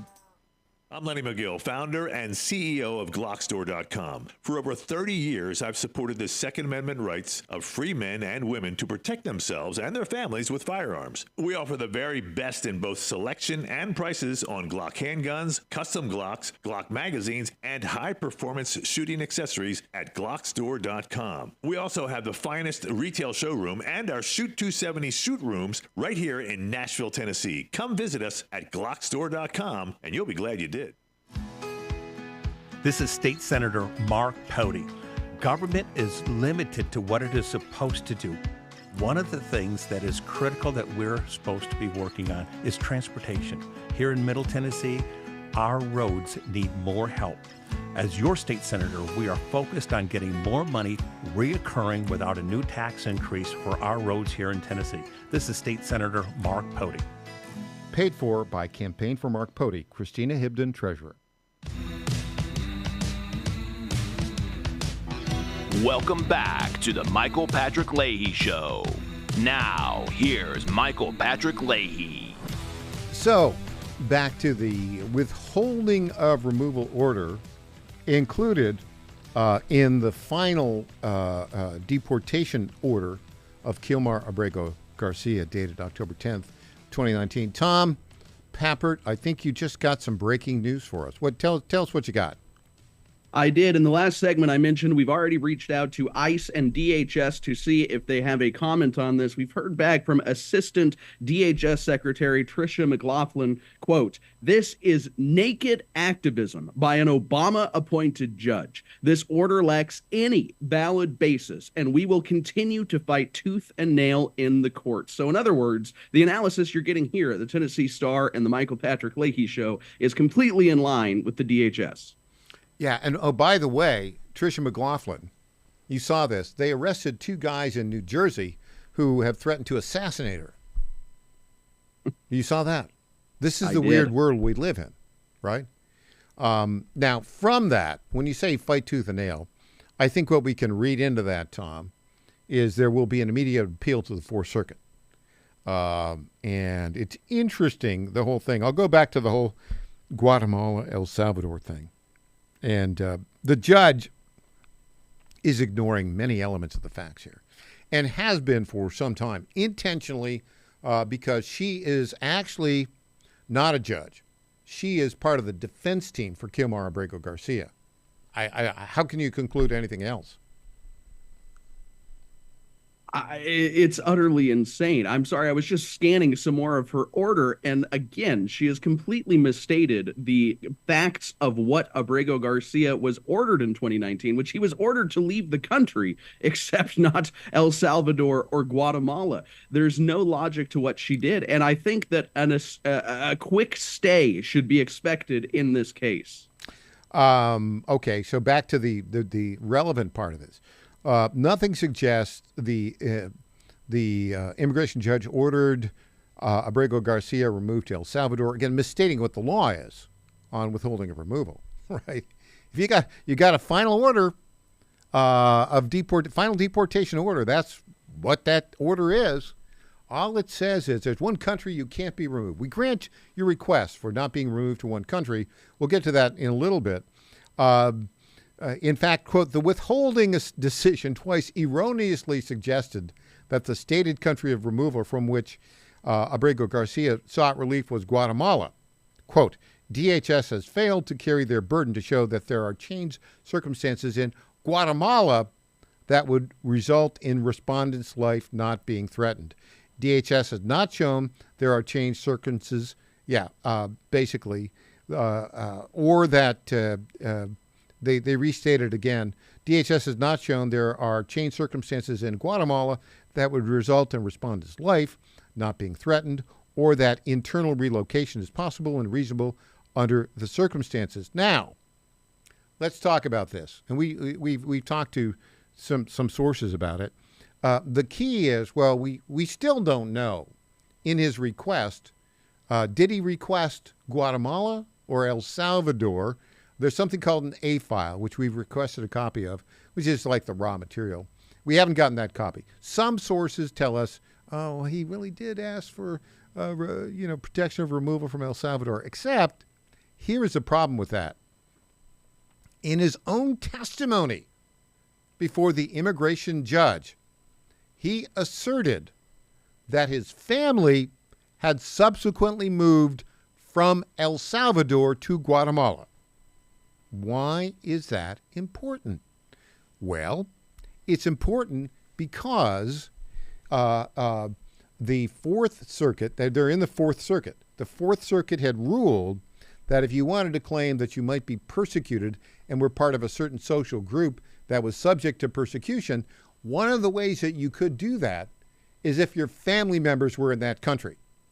That's the whole angle here, right? It's been totally ignored by the defense attorneys, by the judges, by the federal district court judge, and by the United States Supreme Court, which when they gave their ruling, they quoted these elements of the ruling, but they did not include the proper use of Guatemala, which was in the order. They put brackets and said El Salvador. This whole thing is a massive screw-up on the rule of law. Well, and I think it all goes back to who I would call a saboteur, Erez Ruveni, the fired DOJ lawyer, who all the way back at the start of this case neglected to bring any of this before Judge Paulizinis and instead started agreeing with the judge and saying, yeah, I don't like that I have to represent my client here. I'm very frustrated with them. And here, let me tell you some of my private attorney-client privilege conversations with the DHS while I'm standing here at the stand, Judge Zinnis. That is when this should have been brought up, if that is indeed what happened, which seems infinitely likely, that an immigration official looked at the most recent filings for Abrego Garcia, saw it was a final order of deportation with a withholding of removal for Guatemala, and whoever was looking at this document probably said, oh, fantastic, we've got a plane going to El Salvador this afternoon. That's where he's a citizen. The final order of deportation says specifically that I can send him to his home country, but not Guatemala. Well, let's get him on the plane this afternoon. And because of this early sabotage of this case, now Judge Paulizinis is being able to essentially, like a tyrant, rule over the entire judiciary, reinterpreting and invalidating orders from immigration judges from 6 years ago, but also from 6 weeks ago. It's absolutely absurd. And I think this is a real example of why the DOJ needs to have the best people. Thank goodness we have people like Harmeet Dillon over at Civil Rights, where 75% of the career lawyers who worked there on January 20th have since left the building. And you can see how biased this judge is, acting really as a defense attorney for Kilmar Abrego Garcia, in this description of what happened after he'd been deported legally, by the way, Your Honor, to El Salvador, as we've documented a million times, Tom. But here she described her description of why Kilmar Abrego Garcia was brought back. Remember, the Supreme Court had said that he has to facilitate the return with that false statement by I think it was Sotomayor that the order said he couldn't be removed to, quote, brackets El Salvador. The order said Guatemala, Your Honor. Okay. She had to correct the 2019 order in order to make it read what she wanted it to. That's right. So somehow the details of the November 2022 traffic stop, the story that you broke, where the guy was transporting allegedly 9 illegal aliens who couldn't speak English in a vehicle owned by a convicted human smuggler without a valid driver's license. And he was let off the hook by the crooked Biden-era FBI. That's why he's brought back, because of your reporting and our reporting at the Tennessee Star. But wait, would you like to know how the Obama-appointed judge described that? I'm guessing Trump woke up and he was feeling especially evil one morning. Sorry. So, okay, let's go to he's in El Salvador. In the ensuing weeks, respondents refused to facilitate Abrego Garcia's release of his return. However, on June 6, 2025, respondents paroled Abrego Garcia to the United States after securing a federal indictment in the Middle District of Tennessee, a matter that is itself under scrutiny for vindictive and selective prosecution. That's all she says about it. Paroled, and you see how she abuses the language. Technically, yes, when you bring somebody back to the country who is an illegal immigrant and had no right to be here originally, you have to give them some sort of legal status in the nation. And so there's a specific visa. I should have grabbed the name in the commercial break, but that's all it is. And so for her and Abrego Garcia to claim this somehow negates the 2019 deportation order, I hate to break it to Paula Zenas, but following her own logic here, Michael, the second a jury comes down and says guilty or not guilty in this case, then he's deportable again, according to this woman's crackpot theories. Crackpot is exactly right. When we come back, we're going to continue our analysis of this ridiculous ruling by the Obama-appointed judge, Paula Zenas. And, we've already done a 1-hour documentary on why this guy was deported and granted due process. We're going to have to do more about it because this story is so convoluted. Oh, by the way, would you say that they're up over $12 million in legal expenses to support this illegal alien, Tom? I think they are. In my estimate, and rising. Back with Tom Pappert after this.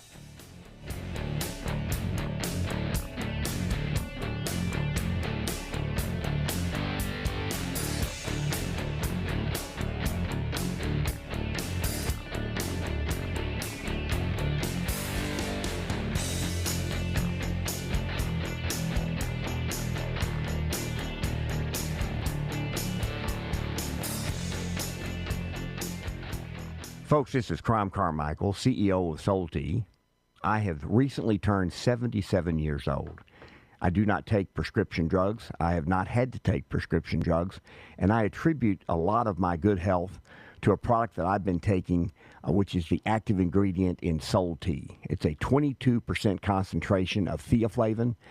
We did clinical trials on it 25 years ago and found that it helped lower cholesterol. We have had many hundreds of letters and emails from customers telling us how it has helped them not only manage their cholesterol, but lower their triglycerides and help them on their blood pressure. And I can't tell you how much I attribute to Solti for my good health at age 77. And I encourage you to go to GodzillaHeart.com. That's GodzillaHeart.com. And use the code Godzilla at checkout, and you'll get a 50% off on your initial shipment of Solti. And I promise you it will be a great help for your heart health. Thanks so much. Is your fur maybe looking a bit rough? Transform them from shaggy to snazzy with Befur and After Pet Grooming in Marietta, Georgia. Their top-notch groomers pamper your pups with baths, custom cuts, and nail trims that'll have them strutting like show dogs. From mobile grooming vans to their cozy salon, they'll make your pet spa day a tail-wagging blast. Book now at BefurandAfterGrooming.com. Befur and After, where pets go from grr to glamorous.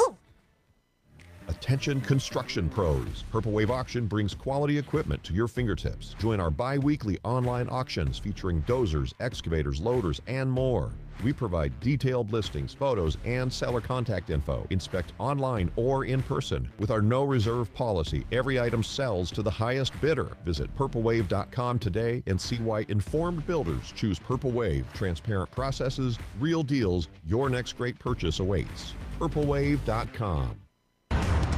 How much did you win at Rosie's Gaming Emporium? Hi, I'm Jerry from Richmond. I won a $23,000 jackpot at Rosie's.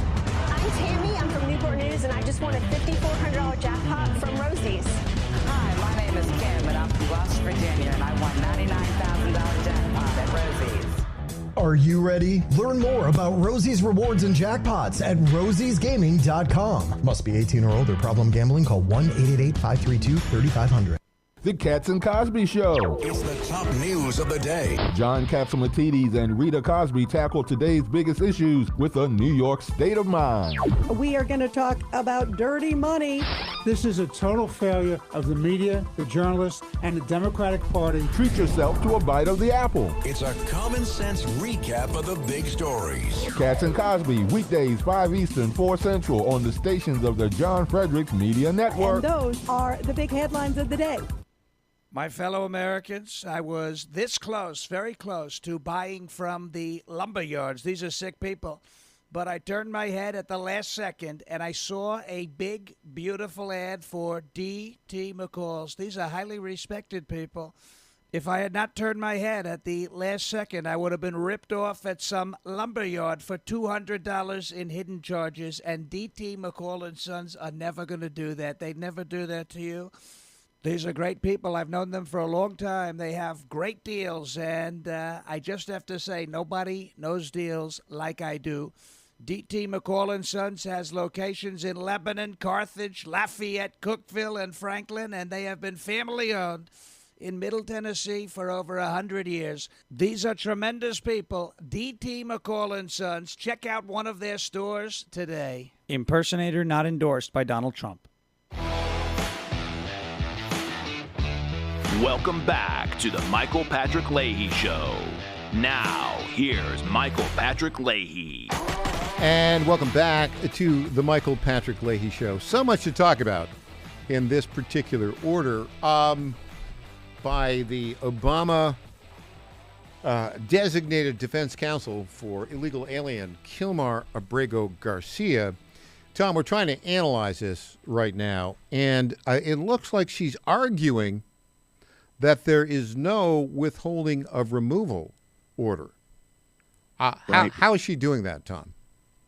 Well, she seems to be saying that because the 2019 final deportation order, and that's what it was, that because it did not explicitly say you must deport him tomorrow, DHS, that it is therefore no longer a deportation order. But I just pulled it up in the commercial break, and this is on page 3. At a master calendar hearing, the respondent, through counsel, admitted the factual allegations in the NTA and conceded removability as charged. So Abrego Abrego Garcia himself, through his attorneys back in 2019, said, yeah, I'm an illegal immigrant. I just don't want to go to country X, be that El Salvador or Guatemala, whichever you interpret.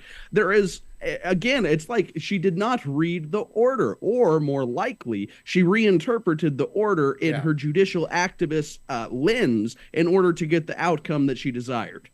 What she's saying is that final order of deportation,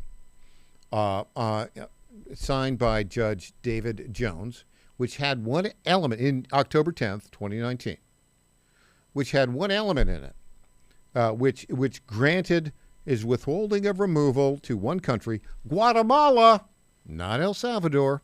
And remember, we said the reason it was Guatemala is because he testified before that judge that his family had moved to Guatemala. And he could not make the argument of persecution for El Salvador because his family didn't live in El Salvador anymore. That was the reason it was Guatemala, right? Right. Right. So, that's what the order says. But again, regardless of if they're even correct that, oh, no, he meant to write El Salvador and this judge is just really dumb and wrote Guatemala instead of El Salvador. He doesn't know his geography. That's what they're saying. But even if that is true, the fact of the matter remains that is the bottom end of this order. That is an extra. The meat and potatoes of the order reaffirms that Abrego Garcia was deportable. He conceded he was deportable. He knew it. He was ready to go. He just didn't want to go to one country. So now for Zenas to say that because he is an alleged human trafficker now facing charges in the Middle District of Tennessee, that he is no longer an illegal immigrant, that's not even what she's saying, though. She's essentially saying that this final order of removal from 2019 was not, in fact, a final order of removal, and all it said was you can't remove him to one country. It's just a complete, as Tricia McLaughlin said, it has no resemblance to the law. It's almost as if she's inventing a new category of due process, right? You get the final. I mean, this whole hearing, this whole element of it, it was 6 months in a hearing. He was in detention in 2019. He had representation from these guys with CARE, which is a different, not the, that was the name of it at the time. It's not the Islamic not the CARE. Muslim one. This is an illegal immigrant and CARE. They've got a different name now, right? But what's interesting is she's saying this is the process. The process is if you go before a judge and you spend time arguing that you should not have a final order of deportation, and then he makes a final order. That's what that process was. That's what this guy's due process. She's inventing another step in the process that has no statutory basis, seems to me, right? She cited not only is she inventing a new step on the process, but the new step seems to be find yourself an Obama-appointed judge who disagrees with the concept of borders altogether, and they will do whatever they need to make it so you can continue to live and work in the United States. Because according to Zenas, I mean, what the 2019 order, that is what a final deportation order looks like. There is nothing else that could be given. There is no positive document, in other words, that would say, today we want you to deport him. No, what they do is they say there is nothing that justifies keeping him here. He is eligible for deportation. So essentially, under this new paradigm created by the judge this morning, no person can ever be deported again so long as they can find a left-wing judge to agree with them. Yeah, she cites a couple things. Let's say she cites Johnson v. Guzman Chase. Basically said the court held removal orders and withholding only proceedings address two distinct questions. As a result, they end in two separate orders, and the finality of the order of removal does not depend in any way on the outcome of the withholding only proceedings. I mean, that's, again, that makes the case, right? Makes the opposite case that she's making. Yeah, it makes the case against her. We'll have to go into the details, but she's trying to concoct an argument that a final order of removal is not a final order of removal. It's just, we'll get into that a little bit, but it's really crazy. Now, back to her, being an attorney for the defense in this case. She does address the issue of Costa Rica. And it sounds like the way she describes it, she's saying, well, Costa Rica said they'd take him.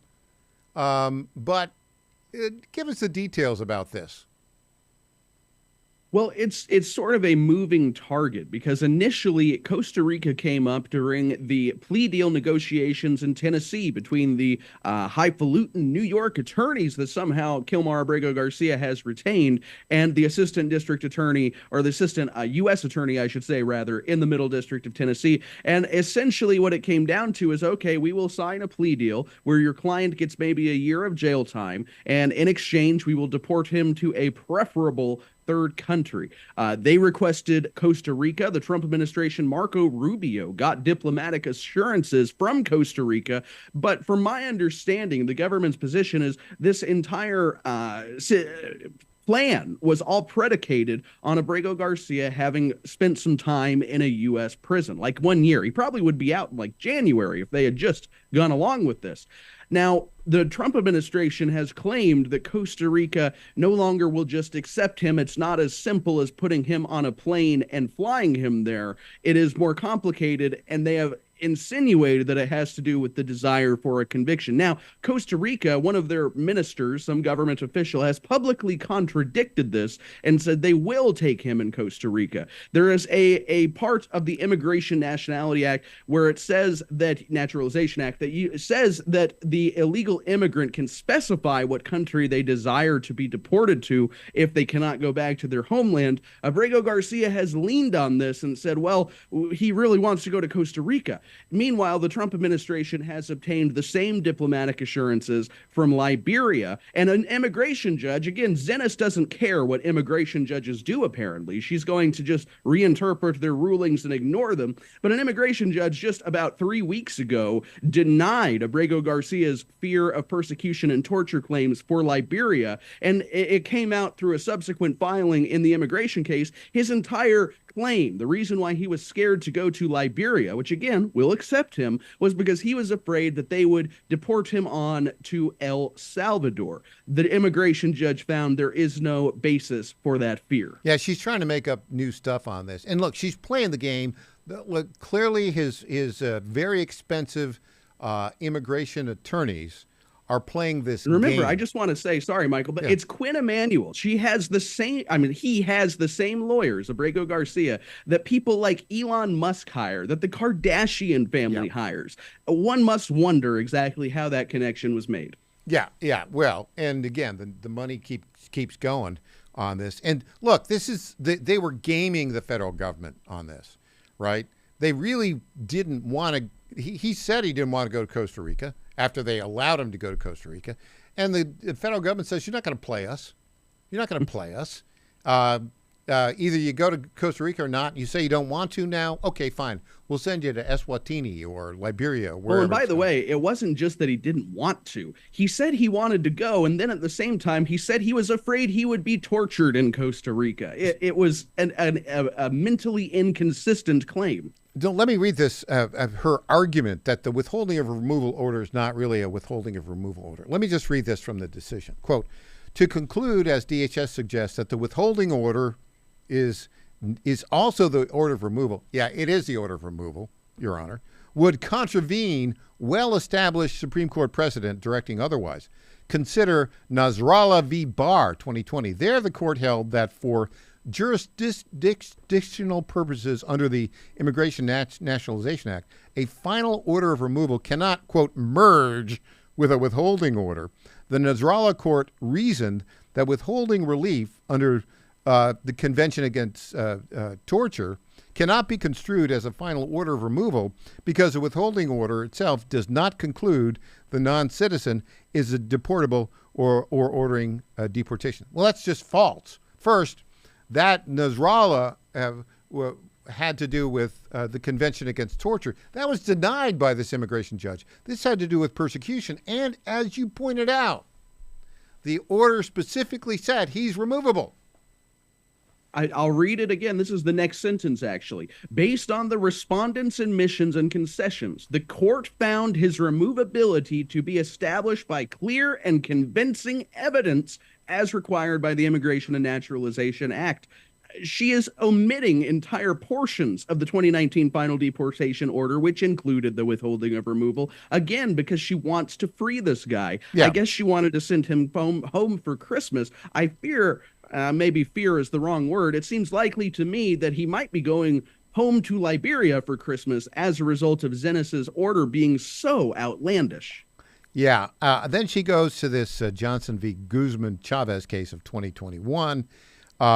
Basically, in that case, removal orders and withholding only proceedings address two distinct questions.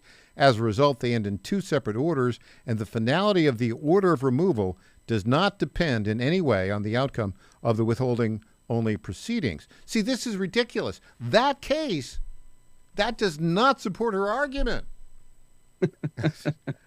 It's actually, once again, kind of the opposite of her argument here, because the final order of removal with this withholding of removal, she's just ignoring what the documents say. She's ignoring what the cases she cites say, again, to reach the narrative, to reach the conclusion that she wants to, which is that there is somehow a loophole in the law that could have allowed Abrego Garcia out. And by the way, I think this is just such a bad order that it should get an immediate stay. So let's when you come back, stick around. This is the first 1 hour of Tom Pappert on this.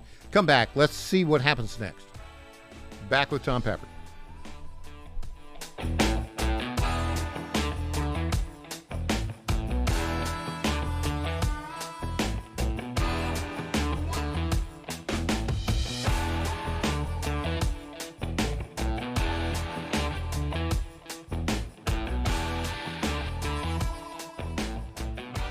Hey folks, Al Green here for SatPhone. When you're on the go, you want to know you're connected. If it's a family vacation or an off-the-grid escape to a remote destination, having reliable communication helps you feel safe and secure. You can't afford to find yourself in a dead zone. That's why you need SatPhone. SatPhones are reliable, durable, and give you global coverage. If you can get outside, you can get in touch. It's that simple. Make calls from your SatPhone to any regular cell phone in the United States. The phones are a $1,500 value, but you can get yours free. Just sign up for a 15-month plan, $94.95 a month. Get 150 minutes monthly that roll to the next month. Go 3 months without using them, that's fine. Yes, 3 months, 450 minutes, all yours. Visit SAT123.com or call 855-980-5830. SAT123.com, 855-980-5830. Get surety and security with your SatPhone. Call now.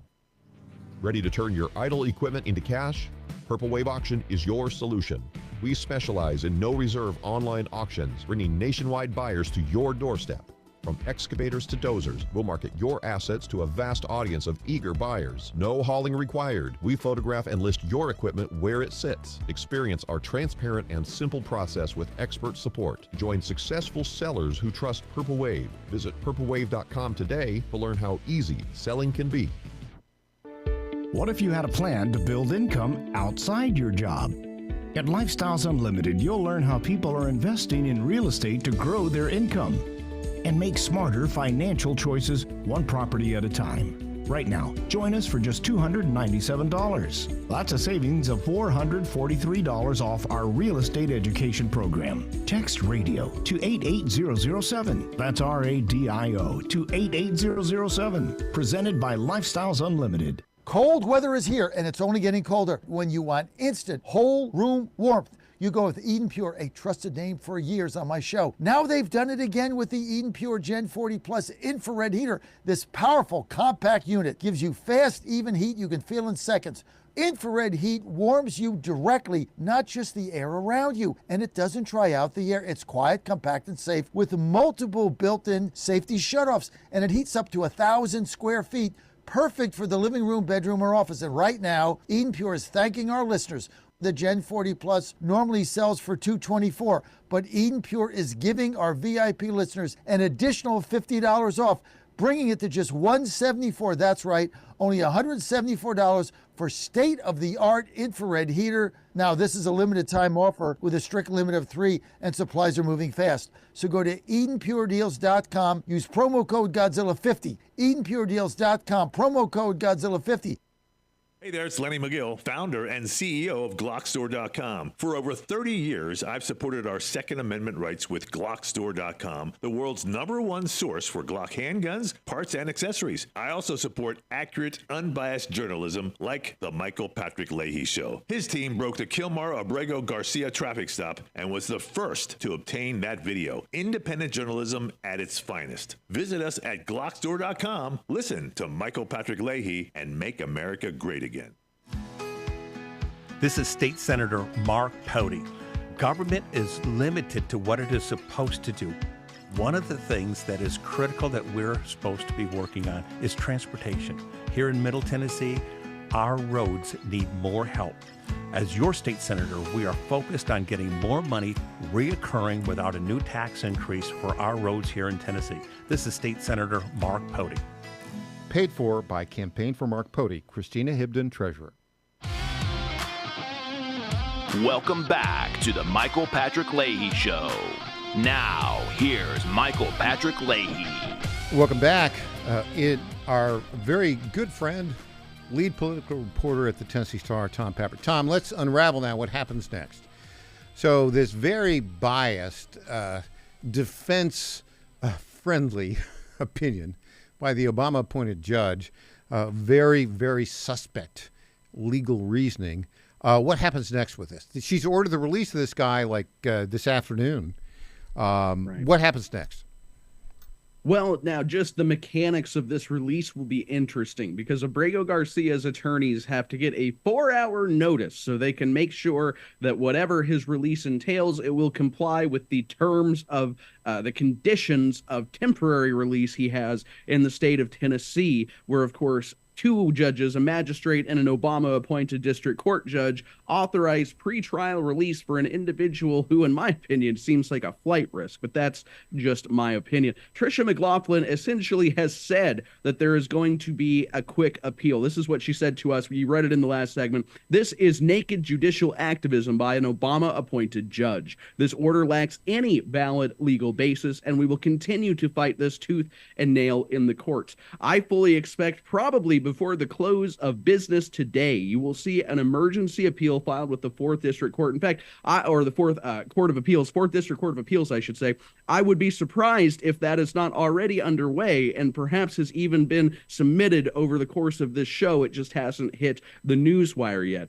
When that comes, I think you are going to see actually a very quick series of actions from the circuit court, from the Court of Appeals. I think you're going to see them look at this, and they're going to say, 1, Zinnes did not have jurisdiction. 2, she is misinterpreting the 2019 deportation order. 3, she is spending half of her time grilling random DHS and DOJ employees about things that are not germane to the case. 4, she is quoting previous precedent from cases that does not apply or, in fact, makes the opposite case. I think they will very quickly issue a stay. Once that stay is issued, I think that the opportunity to deport Abrego Garcia will begin to look a lot more real and a lot more quick in terms of if this court drops the injunction. Because remember, for most of the past, 4 or 5 months now, the only thing keeping Abrego Garcia from a plane to Liberia has been an injunction filed by Paula Zinnes. Now it's no longer going to be in her court, Michael. Now it's going to be in a higher court where Trump, I believe, has a 90% success rate in terms of his appeals. In my mind, I think that she just made it so Abrego Garcia may no longer be in the country come Christmas.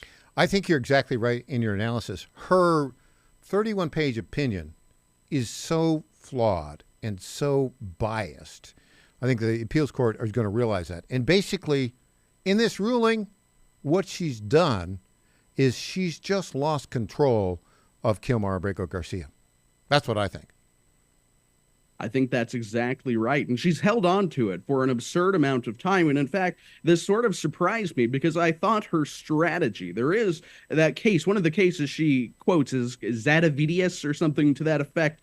And it states that you can only keep an illegal immigrant in custody for so long. 6 months is generally how it's interpreted, but it's not strictly. Well, he was coming up on that 6 months here in February, Michael. If she had just kept this case in her courtroom until February, then she could have said, well, you got to go to Middle Tennessee now and prepare for your court case. Instead, as you said, she's lost jurisdiction. She's lost control. Now the adults can take over, hopefully.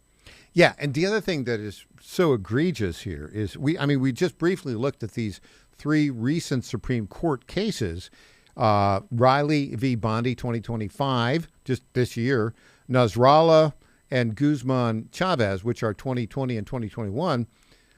She's applying the wrong standard at all. Those cases cite the Convention Against Terror Relief. This wasn't Convention Against Terror Relief. That was denied. This was persecution, right. Which was the withholding of removal to one country. We think it's Guatemala. Everybody else is pretending it's El Salvador. I think you're right. I think the Fourth Circuit is going to stay this ruling. That's what I think. We'll see. And I think very quickly, I think there's a heightened possibility that Kilmar Abrego Garcia is going to be on his way to a country named otherwise. That's what I think. I think that's right. Now, I guess we should give the negative possibility here, which is that the Fourth Circuit Court of Appeals will uphold Zinnis's ruling, at which point I see no way this does not go to the Supreme Court. The Supreme Court still has egg on its face from their totally insane ruling saying that they have to facilitate the return of Abrego Garcia. And now it's been almost a year later. The Supreme Court has been being hit with the insane decision after insane decision from district court judge. I think that they will be a little bit less willing to entertain this nonsensical pursuit of a new legal theory by Abrego Garcia's attorneys. Kilmar Abrego Garcia, the illegal alien from El Salvador, has received more due process history than any individual, due process protections than any individual in American history, including Richard Nixon, the Watergate defendants. Go down the list. And on that note, Tom Pappert, thanks for your excellent reporting. Thank you, Michael. It's always a pleasure. We'll be back with Aaron Gobinson after this.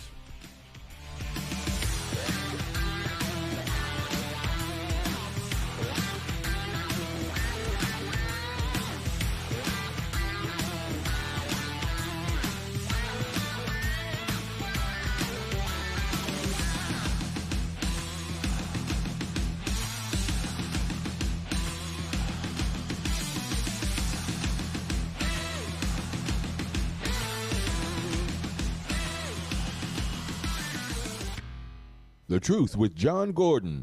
A strong argument can be made that we need a certain number of illegal immigrants to work menial and in some cases dangerous jobs. Get all the truth you can handle and more. Immigrants seem willing to do those jobs. American workers do not. Like I see them, folks. Saturday, noon Eastern, 11 Central, on the stations of the John Fredericks Media Network. I tell you the truth as best I know it. Okay! Now more than ever, it's imperative to support companies that share our conservative values. That's why I can't be more excited to tell you that I've switched my family to Patriot Mobile. Patriot Mobile is America's only Christian conservative wireless provider. When you switch to Patriot Mobile, you shift your support away from the leftist, woke, progressive agendas of Big Mobile. Patriot Mobile's wireless service works perfectly and seamlessly as you go about your lives with exceptional nationwide coverage that uses the same towers the main carriers use. Patriot Mobile donates a portion of every dollar earned to causes you care about, to organizations that fight for religious freedom, First and Second Amendments, sanctity of life, and the needs of veterans and first responders. Patriot Mobile has plans to fit any budget, along with great discounts for our veterans and first responder heroes, as well as multi-line users. Switching is easy. Just go to patriotmobile.com/Godzilla or call their U.S.-based customer service team, 972-PATRIOT. That's 972-728-7468. Use offer code Godzilla for free activation.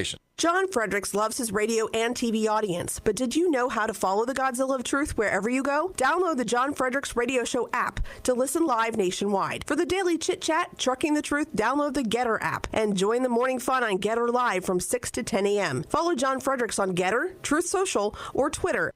WENO Nashville, KQPN West Memphis. Listen 24/7 with the News Talk 760 app, available in the Apple Store and Google Play.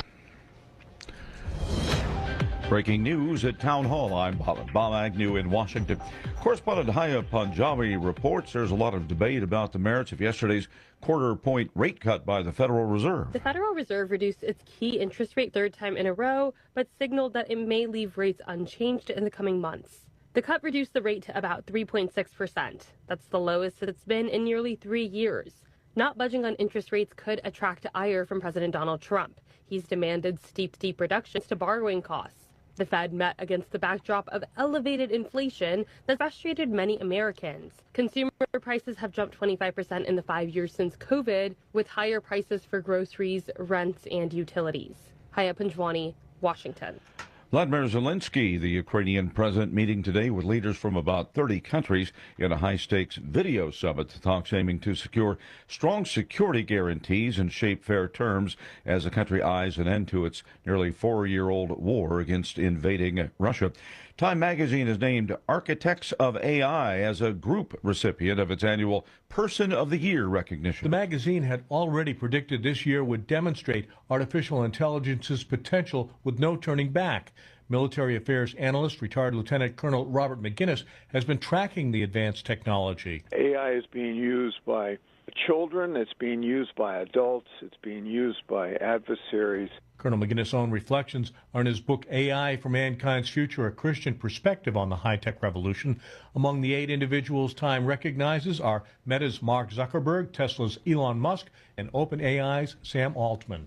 George Williams reporting. Disney putting $1 billion into OpenAI, signing a 3-year deal to let fans create videos and images of 200-plus characters from Disney, Pixar, Marvel, and Star Wars. More on these stories at townhall.com.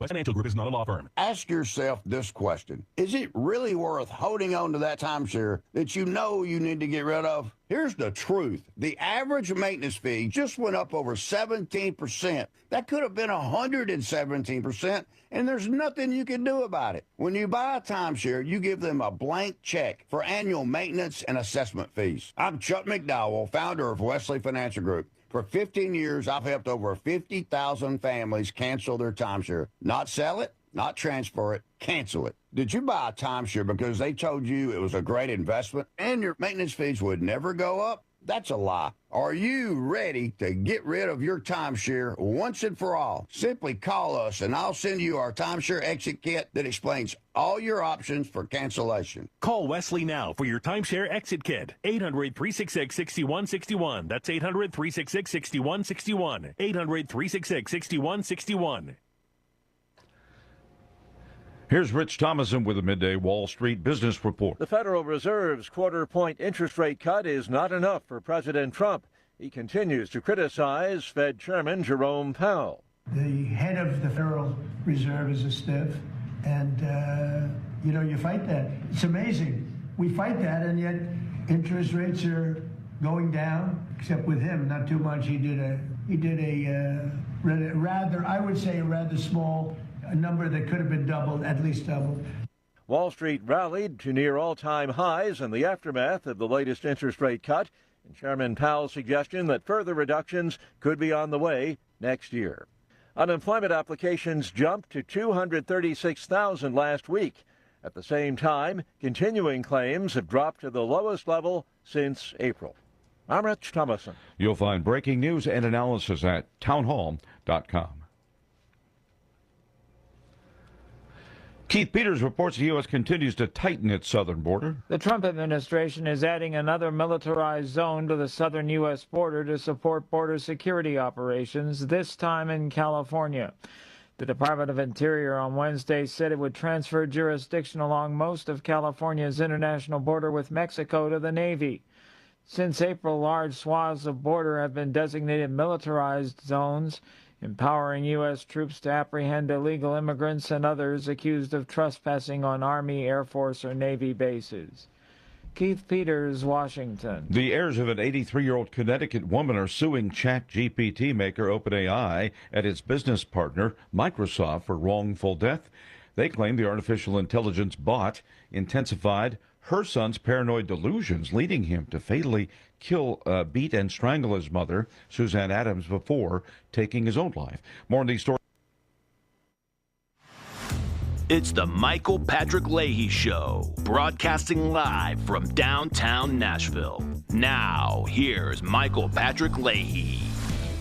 And welcome back to the Michael Patrick Leahy Show. In studio, official guest host of the Michael Patrick Leahy Show, the one, the only, wearing a colorful Detroit Red Wings jersey, Aaron Gulbinson. Welcome, Aaron. It is December, and it's hockey season. So. Of course. Okay, we're going to talk a little bit about that. This is weird custom they have up there. If they like something or don't like something, the fans throw octopuses out on the ice. Do you know what the source of that was? I don't. So octopuses, of course, have 8 limbs, and it used to take 8 wins back in the original 6 days to win the Stanley Cup. So that's where it's from? Yeah. So that was a long time ago. Now it takes 16, obviously, but interesting. So there you go. And there's other teams, obviously. The Florida Panthers have their rat tradition. I'm not sure. We're not getting into with some of the traditions in some of the minor league teams because those get a little crazier. Crazy. But the octopus is probably a 70 some odd year tradition. Wow, for the I Red didn't Wings. know that. Thank you for that. Okay, so let's talk about I don't know, the octopus of Obamacare, the other political issues going on right now.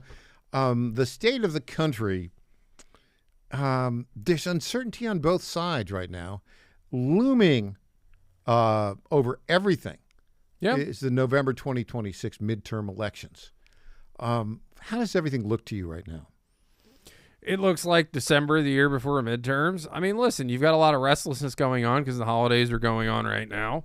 The issues we're talking about today are not going to be the issues we're going to be talking about in August of 26. That's for the primaries in Tennessee. But I mean, as we head into, we don't really know. Right now, we're as we know, politics is a 24/7 conversation, and a lot of it is just the issue of the day. I mean, between the White House trolling Ilhan Omar, Marjorie Taylor Greene taking pictures with Code Pink, which is a far-left communist organization that forerunner to a lot of the woke movement today. You've got a lot. But you got a lot of the typical stuff. There's a lot of conversations going on about affordability in healthcare and basic, pocket checkbook stuff. By the way, I do have some unsolicited advice for people.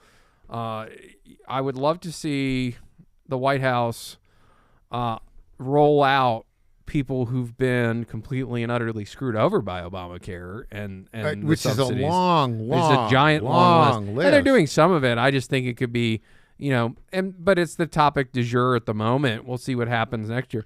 I mean, I've got I hate Obamacare more than the average human being. So my mother died of cancer in 2017.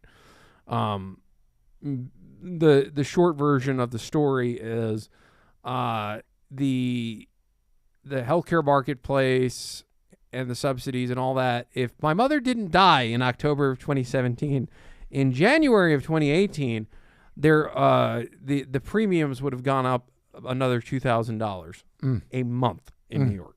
Crazy. And they actually considered, during the last months of my mother's life, my father and my mother getting a divorce on paper to save money. So that's a fun way of living. Speaker of the House, Mike Johnson, had a few words to say about affordability, the meme of the month. Yeah. Here he is, Speaker Mike Johnson. This is why Democrats' newfound claims about affordability are just patently absurd. Okay, here are the facts, and you know this. Many of you don't write about it, but these are the facts. They're undisputed. They broke the economy, and now they want to lecture to the American people about affordability. They opened our borders, and now they want to lecture to the American people about immigration border enforcement. They broke the American healthcare system, They caused premiums to skyrocket, and now they have the audacity to tell Republicans that the only way to save it is to throw hundreds of billions of dollars to health insurance companies, which would merely fuel a system that is rife with fraud, waste, and abuse. You cannot be an arsonist and a firefighter at the same time. That's the message for the Democrats. I'm looking at your response to that. I mean, he's 100% right. I mean, the Democrats destroyed the economy. All of their policies destroyed the economy under Biden. We're in the middle. We're less than a year into the Trump administration. Things are getting better, but now they're trying to do.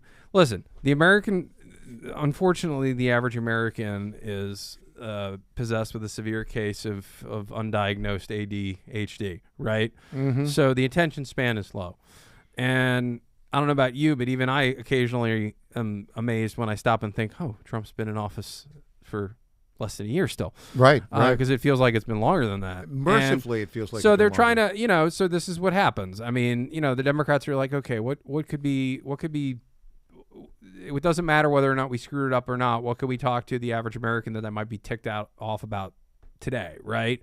And there are people out there that are upset about the cost of their health care. But yeah, Obamacare is the single, over the last 20 years or so, probably the worst economic thing that the Democrats have done. That is probably a nice tie would be the I'm talking nationally.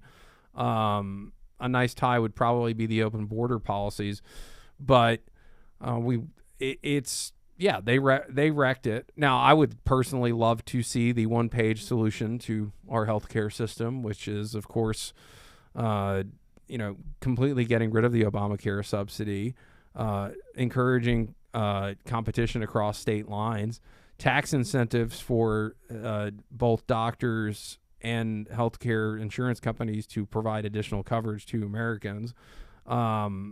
So we could actually fix our entire healthcare system with a one-page law. We've discussed this for a very long period of time. So this is not going to happen. Here's the thing. It's not going to happen this month. Well, isn't this the point about in terms of strategies here? I'm looking at the generic congressional vote poll. It's Dems plus 3.7%, according to the Real Clear Politics average. It was down from basically even Steven back in March or April, so down for Republicans. It's gotten a little bit improvement over the past couple weeks for Republicans, but so the issue is in doubt. Asterisk. There's all the redistricting fights that are going on right now, but it seems to me that right now the issue is in doubt for November 2026. Yeah, and we'll see if we keep talking about it. I have a feeling that there'll be some 5 other things that pop up that, listen, how much time do we devote over the summer talking about Epstein? Yeah. How many people are talking about it today? Yeah, pretty close to 0. Yeah. So, we're pontificating about issues at the moment. We'll see if they're still there. I would certainly love, this is the challenge when you have the presidency of the United States and the president that has done so many good things. It's hard to continually remind the American people. You need probably 100 more comm staffers to continually remind the American people about what you've already done. See, the thing that's going on here is, everybody thought Trump got elected. The regime media is going to stop being so terrible. They've gotten worse. Yeah. They have gotten worse, even though fewer people watch the regime media now because there's so many alternatives. ABC, CBS, NBC, CNN, MS Now, they are totally propagandizing against President Trump, big time. Yeah, and they double and triple down. And unfortunately, politicians will take advantage of the American public's lack of understanding, essentially, of how government works. Just look at you'll have congressmen that could complain to you about potholes in the streets in their own communities when it's like, no, you call your city council or hello. It's just it. So we're kind of filling time at the moment. Yeah, except there is a battle going on, a couple of battles going on. Yeah. We'll talk about Obamacare, that issue, what ought to be done with Obamacare. And then also I want to talk about the political gerrymandering fights going on. Texas, California. Texas and California, well, Texas pretty much done. Thank you, Supreme Court. California about to be done on the bad side. Indiana up there and might not be happening, although it should. Back after this with Aaron Gulbinson, official guest host of the Michael Patrick Leahy Show.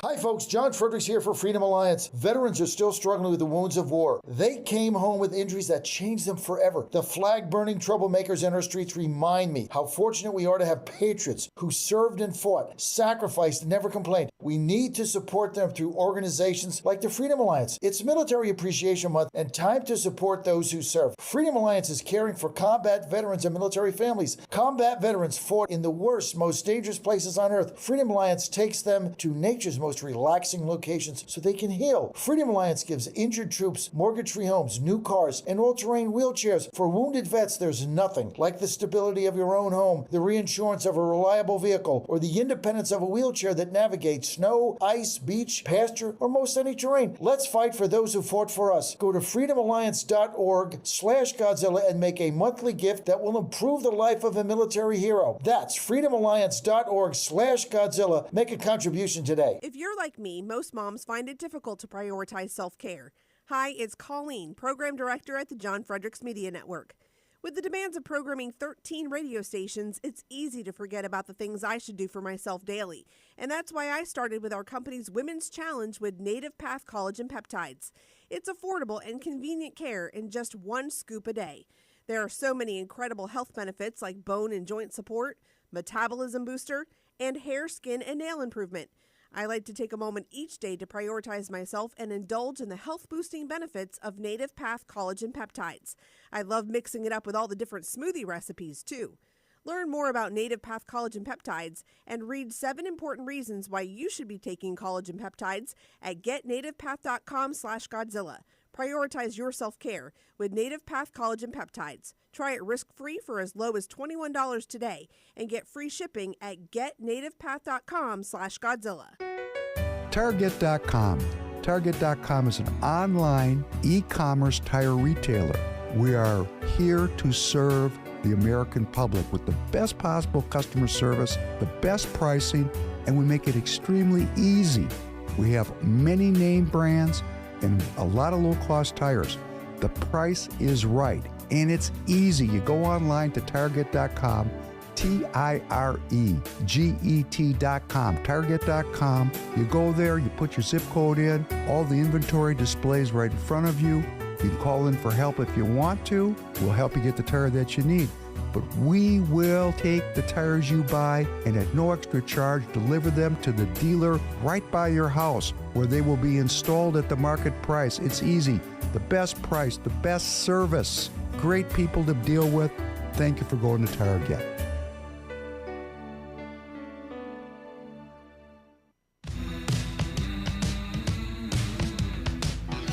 Welcome back to the Michael Patrick Leahy Show. Now, here's Michael Patrick Leahy. Welcome back to the Michael Patrick Leahy Show. Aaron Gulbinson, the big question is going to be in Congress. What's to be done about renewing the Obamacare subsidies? Now, remember, just to put this in context, the, quote, Affordable Care Act has ended up being anything but affordable. Yep. It passed in a weird way. Shouldn't have passed in 2010. And then in 2012, Justice John Roberts switched his vote and said, yeah, that's legal because it's a tax in one instance and not a tax in another. I still can't figure that out. It's a bad decision. But I think Roberts is kind of thinking, I might have screwed that up because it's so bad. It's so bad.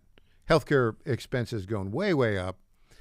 COVID comes, they start subsidizing the Obamacare premiums. By the way, they go to, guess who they go to? Insurance companies. Right. Not private individuals. So now we've got these subsidies expire at the end of the year. We've got a couple options, right? So Schumer says, let's extend those subsidies for 3 years. Some Republicans say, well, let's not extend them at all. Let's have a free market option. What is that free market option? Well, not exactly sure. Right. And then some say, let's extend it for a year and take that year and figuring out a real free market option. What should be done, what will be done before the end of the year on Obamacare subsidies? I mean, that is a very, very good question. By the way, it's an interesting, when they passed Obamacare, the American people revolted and we had the 2010 midterms, which I was which I was privileged enough to be a senior consultant for Americans for Prosperity, Virginia. Yes, I know it was a long time ago, and some people who think they're relevant today were still busy going through puberty. Well, it's a good point. And we took out 3 incumbent Democrat congressmen in Virginia with a very simple message, one of which was a 25-year incumbent: hands off my health care. So let me just elaborate on that for a moment, because that's the theme that I was involved in the Tea Party movement, and we put a project together called Election Day Tea Party, where we kind of helped, in any number of ways, Republican candidates who challenged, wanted to basically repeal Obamacare. And it went from Democrat control to a net gain of 63 by Republicans. Speaker of the House now became John Boehner, who did nothing at all. No, he didn't. He was pathetic. Well, he was, it was the last gasp of the Bush type. Yeah. Which, by the way, I don't care what you think about Mike Johnson. Mike Johnson is not a Bush type. No. I think given that job, it's the hardest job there is in D.C. I think he's doing a great job. Yeah. Given how difficult it is. We'll get into that in a anyway, bit. but yeah. So what do you recommend? So and what'll happen? Well, I can tell you this. I'm sure my recommendations are probably not going to carry the day on this, but no, I would, if I were to wave my magic wand, I would have the government completely get out of healthcare and do the one thing that it can do to actually be positive, rather than subsidize, incentivize. And what I mean by that is we should come up with a plan. And again, it could be very, very simple, that will basically give tax breaks. This is my prescription. Give tax breaks to insurance companies, doctors, medical providers, to provide increased, essentially, more affordable health care to the consumer. Basically, healthcare is a business, ladies and gentlemen, and they need to make more money. So if the government gets out of their way rather than, subsidizing a bit of it, the insurance companies will be incentivized, and some other and providers will be incentivized to provide more affordable health care to the American people. And I think you could do that with a page of a law. But it's today, by the way, is December 11th, 2020. That's not going to happen today. It's probably not. So let's see what John Thune, the majority leader of the U.S. Senate, has to say about it. And so I might just show you, this is what the GAO found, the Government Accountability Office, Mr. President. And this just came out literally just this last week. That Obamacare subsidies granted without documentation to 90% of fake accounts. So in other words, what the Government Accountability Office did is they ran an audit of the exchanges in which these insurance policies change hands and found that 90% of these fake accounts, Mr. President, were granted subsidies without documentation. And so we have spiraling healthcare costs, a program incredibly vulnerable, as is this is evidence, vulnerable to fraud and abuse. And again, Democrats are proposing that we do absolutely nothing. Yeah. Well, here's the problem. This is a political conundrum. That is, the theme is affordability, affordability, affordability. The right thing to do is to not extend any of the subsidies, and because they're all going to healthcare companies. set up a private market, as you outlined, allow people to have their own healthcare savings account. Yep. And have price transparency. Yeah. And right? Because I will say, as a consumer, nothing bothers me more. If you go in for any kind of medical procedure or medical treatment, the question isn't, how much is it and what are you going to charge me? The question is, are you covered by insurance? Yes, I am. Yeah. Well, then, like a month later, they send you a bill and you have no idea what it's for. Right. Oh gosh, I in my own personal life, the most annoying part of that is when you go to the dentist and you're like, oh, I thought this was all covered. Listen, anything that the government is involved in, there is massive amounts of waste, fraud, and abuse. Yeah. And as conservatives, we should try to get the government out of as much as possible. And what Majority Leader Thune was talking about there, and I'll expand upon that. There's a reason why the fraud in the Somali community in Minnesota is being exposed right now. It's not just to mess with Ilhan Omar, because although that is a worthy objective, a fun objective too, it's to demonstrate the massive amount of fraud and abuse that goes on. And if it's there, where else is it? And the Democrats are the Democrats are perfectly fine with illegal immigrants getting access to subsidies, access to taxpayer dollars, and that needs to end. And sooner rather than later, we need to tackle the national debt, which we're not even in that conversation yet. But it's the subsidies need to go, and we're not being, and the left would like to tug at people's heartstrings because that's what they do. You're mean if you want to do the right thing. That's how the left does. So, get rid of the subsidies is my prescription. But, okay, so here's what happened. You get rid of the subsidies.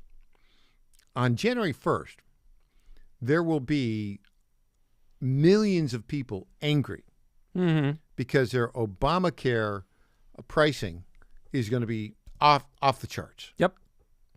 Okay, so will they not blame Republicans for that? They will, which is why Republicans have to come up with the incentives we just discussed. If you're going to take something away, you have to replace it with something else. Unfortunately, this is where we're going. Unfortunately, and of course, this all occurred very simply because, unfortunately, the United States of America voter elected Barack Obama president in 2008, and then we went through and kept elements of it, including John McCain's very famous thumbs down moment.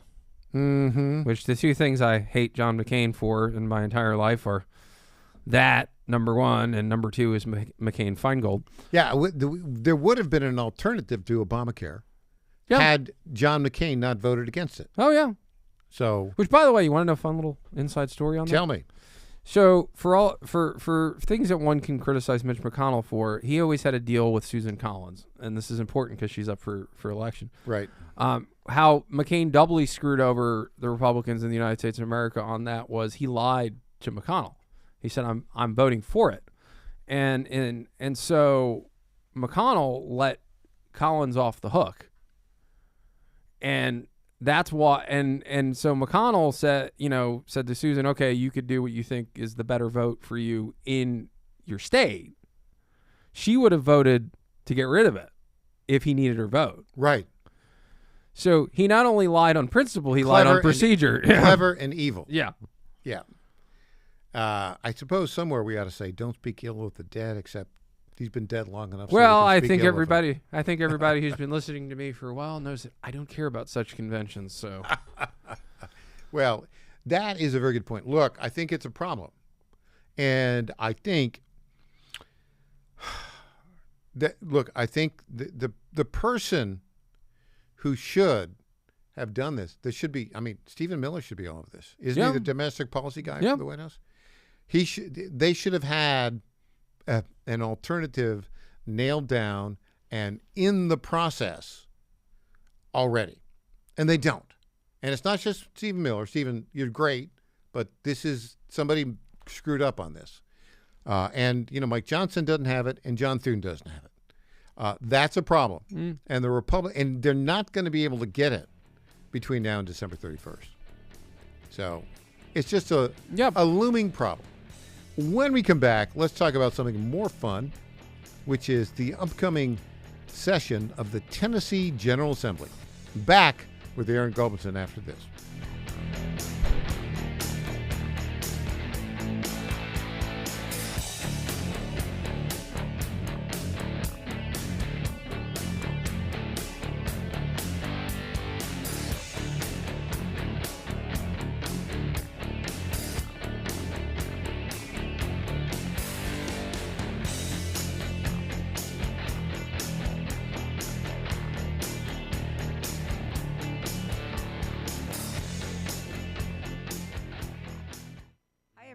EJ Haast here, founder of the Digital Footprint Management Agency and frequent guest on the Michael Patrick Leahy Show, here to tell you about GetFoundEverywhere.com. Customers are searching for your business everywhere: Google, Apple Maps, TikTok, and new AI platforms like ChatGPT and Gemini, which is a total disruptor. Traditional search engine optimization isn't dead, but it is on life support. Old tactics don't work anymore. So how can you make your business stand out? GetFoundEverywhere.com makes your business pop on over 50 search, map, review, and AI-driven platforms. With one easy dashboard, manage business profiles, social media accounts, direct messages, even texts and reviews. GetFoundEverywhere.com is affordable, boosts your visibility, and gets your business more customers. It's time to step up your game the easy way. Save time, save money, and get more customers with GetFoundEverywhere.com. This is State Senator Mark Pody. Government is limited to what it is supposed to do. One of the things that is critical that we're supposed to be working on is transportation. Here in Middle Tennessee, our roads need more help.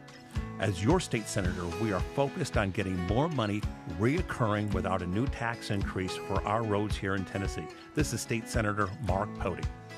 Paid for by Campaign for Mark Pody, Christina Hibden, Treasurer. I'm Lenny McGill, founder and CEO of GlockStore.com. For over 30 years, I've supported the Second Amendment rights of free men and women to protect themselves and their families with firearms. We offer the very best in both selection and prices on Glock handguns, custom Glocks, Glock magazines, and high-performance shooting accessories at GlockStore.com. We also have the finest retail showroom and our Shoot 270 shoot rooms right here in Nashville, Tennessee. Come visit us at GlockStore.com, and you'll be glad you did. My fellow Americans, my good friends, I've known them for a long time, at D.T. McCall & Sons have the deal of a lifetime for you, and nobody knows deals like I do. That much I can tell you. Nobody knows deals like I do. The lumber yards, they can hit you with hidden charges for up to $200 extra. They'll charge you for cords and hoses and haul-offs. Your money goes all over the place and out of the state, and most importantly, out of your pockets. How do they get away with that? I don't know how they do that, but on day one, if you buy from McCall's, we are going to stop the hidden charges as soon as you buy it. D.T. McCall & Sons has locations in Lebanon, Carthage, Lafayette, Cookeville, and Franklin, and they have been family-owned in Middle Tennessee for over 100 years. Head to one of their stores today or check them out at dtmccalls.com. You're going to love it, believe me. Impersonator not endorsed by Donald Trump. Welcome back to the Michael Patrick Leahy Show. Now, here's Michael Patrick Leahy. Welcome back to the Michael Patrick Leahy Show, broadcasting live from our studios in Nashville, Tennessee. In studio, official guest host of the Michael Patrick Leahy Show and executive director of the Tennessee Conservative Coalition, Aaron Gulbinson. Aaron, everyone that I've talked to who's in the Tennessee General Assembly, the state Senate or the state House, anticipates a very short session of the Tennessee General Assembly. What do you think? Oh, yeah. I mean, I think that's the plan. And, you know, who knows what crazy thing will happen in the interim to stop the plan. But, yes, they're all just, you know, half the Senate and the entire State House is up for re-election. And they all want to get out of the building as much as, you know, as quick as they can so they can go back to raising money, because you're not allowed to raise money during General Assembly session. You can't raise money. As an incumbent. And hold on. Let me ask you this. if you are a member of the Tennessee General Assembly and you're running for the House of Representatives, the U.S. House of Representatives, are you prohibited from raising money for the U.S. House of Representatives? I don't think so. I don't believe so. Yeah. I think it's just for your state office. I think you're right about that. Yeah, interesting. Okay, so given that they want to get in and get out, what could possibly throw a curveball into a quick session? Oh, prolonged negotiations over expanding school choice in Tennessee. That's a good point. I mean, and then the speaker... Acts of God.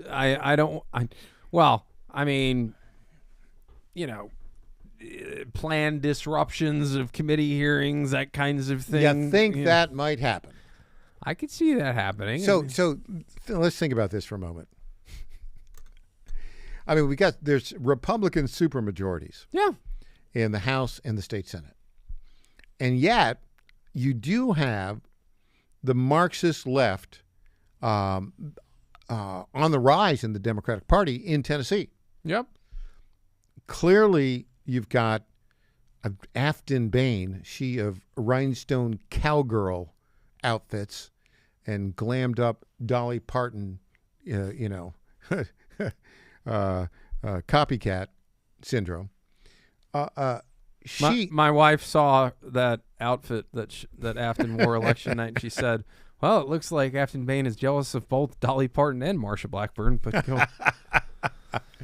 oh my goodness! And so anyways, she seems to think that her 9-point victory really empowered her. You mean her 9-point loss? But yes, thank you. Her I wouldn't normally correct you on something so petty, but that is a fine point to. No. That very, very, very well done on your part. So what's interesting about all this is she seems energized by a 9-point loss now, and all the crazies, and so I think so. You've got her; she's energized. Yeah. Then you've got the two Justins. Yeah. Who hate each other. One who's going to be focusing on running for Congress against Steve Cohen. The other who won't be in the same room as her. Or anybody. Yeah. Other than, I mean, you saw Justin Jones with Kamala Harris. Yep. Auntie Kamala. Justin Jones, his appearance was odd. He was not wearing a rhinestone cowgirl outfit, but it was, let's just say. No, he looked like, Bruce Jenner mode. That's what the appearance looked like. Anyways, so he's not a serious legislator, nor is Justin Pearson, the guy from Memphis who's challenging fried chicken eating a white liberal guy, Steve Cohen, who's been there, for a long time. Justin Pearson's probably going to beat him in the Democrat primary, I would think, right? What you're going to see from Afton Bain, Justin Pearson specifically, because I think we've discussed this before, there's going to be some other office that Afton runs for. Those two are going to do everything they can from a performative standpoint to put themselves in the best position to run for their next office. Justin Jones is a bad performance actor, so he'll do that. Maybe he gets in another wrestling match with Tori Harris, per reports that I heard from a couple sessions ago. Yeah. There were actually some people protesting that action that sat in a committee hearing during the General Assembly, one of those sessions, holding signs up about that. But and then there's other things that could go. Yeah. So I mean, you can have these performative things. The only thing that could severely derail is an unknown event, something that happens that and they may target Tennessee for this because a lot of what Tennessee does goes national. So Tennessee leads the way. Yes, we do lead the way. So you may see the left organize something, but I think they're going to probably. They'll get out as quick as they can. It's certainly not going to go into May. Todd Warner's got to go home and finish his quarry and defend himself from all those spurious By the way, allegations. I have a little quibble on that front. I think it's the height of stupidity to publish the mail piece that you're putting against somebody on your social media before it hits mailboxes. But people are young. Let's talk about this. Let's talk about what kind of performative outrage could we expect to see from Afton Baines, Justin Pearson, and Justin Jones in this session. Oh, they'll always of the Tennessee General they Assembly. always go after the guns, so they're probably sitting around hoping something bad happens on that front. They always go and then there's always something with the transgender thing. I think it's going to be more interesting during the fight to expand school choice. The amount of lies told by the Marjorie Taylor Greens of the General Assembly when they talk about how school choice funds Sharia law, which it doesn't, by the way. Our state banned Sharia law in 2011, and that needs to be repeated over and over again because, unfortunately, there's people that either weren't here or don't pay attention. So let's talk about that because Speaker of the Tennessee House, Cam Sexton, was here just a couple weeks ago, sitting in the same seat you are right now. And he said, increasing the number of education's savings account scholarships is part of the plan. I think they want to increase them from 20,000 to 40,000 this session, which I think it makes an awful lot of sense. But he also had another interesting idea to allow for a special category of K-5 teachers because there had been a shortage, and to allow them to go through 2 years of a community college where they won't be indoctrinated by the leftist departments of education, and them come out and be able to start teaching. To which I said, great, let's add the methodology of instruction, direct instruction, which is proven over 60 years to be the methodology to improve reading, writing, and arithmetic. And that gets us back to the other issue. I think it's very important to focus on education. The reality is, the reading, writing, and arithmetic scores in Tennessee and everywhere in the country are terrible. Yeah, you know what we need to do to fix that? Tell me. Other than destroy the teachers' unions was the number one thing. We need to get technology out of the classrooms. It's ridiculous. Yeah. It's a shortcut for everything. And I'm not just talking about bell-to-bell cell phone bans. I think that you shouldn't be allowed to use a computer until the last period of the day at the very least. What it does is, it's rotting kids' brains. Yes. And by the way, to agree with you, we don't have this clip right now queued up. But I'll tell you, I played earlier this week a clip of a purple-haired teacher. We need to ban that too, by the way. Yeah. No purple hair in the classroom. A purple-haired teacher who teaches 8th grade in a southern state. I know where it is, but and this is a teacher who obviously cares about these things, but is her undergraduate degree was in history and gender studies. Yeah. Okay, so leans left. But she said basically, my kids can't think. And she said, no, really. She said, look, there are only two. I have like 110 kids in my classes. Only 2 of them are reading at grade level or above. Yeah. Only 2. And there were 20 reading at kindergarten level, 55 reading between 2nd and 4th level. And they're in 8th grade. And she said, I do a simple question. And her illustration was, Maryland was founded as a haven for Catholics, right? Mm-hmm. She asked them a question. None of them could answer it. And the reason was they see it with their eyes. They write it down with their hands, but it doesn't go through their brains. Yeah. And she said, we're in trouble. That ship is sailing, and we're doing nothing about it. No, this is a lefty. You should have access to technology when you could either pay for it yourself, i.e., when you're 16 and have a full-time job, but outside the classroom, when your brain is developing, it completely screws things up.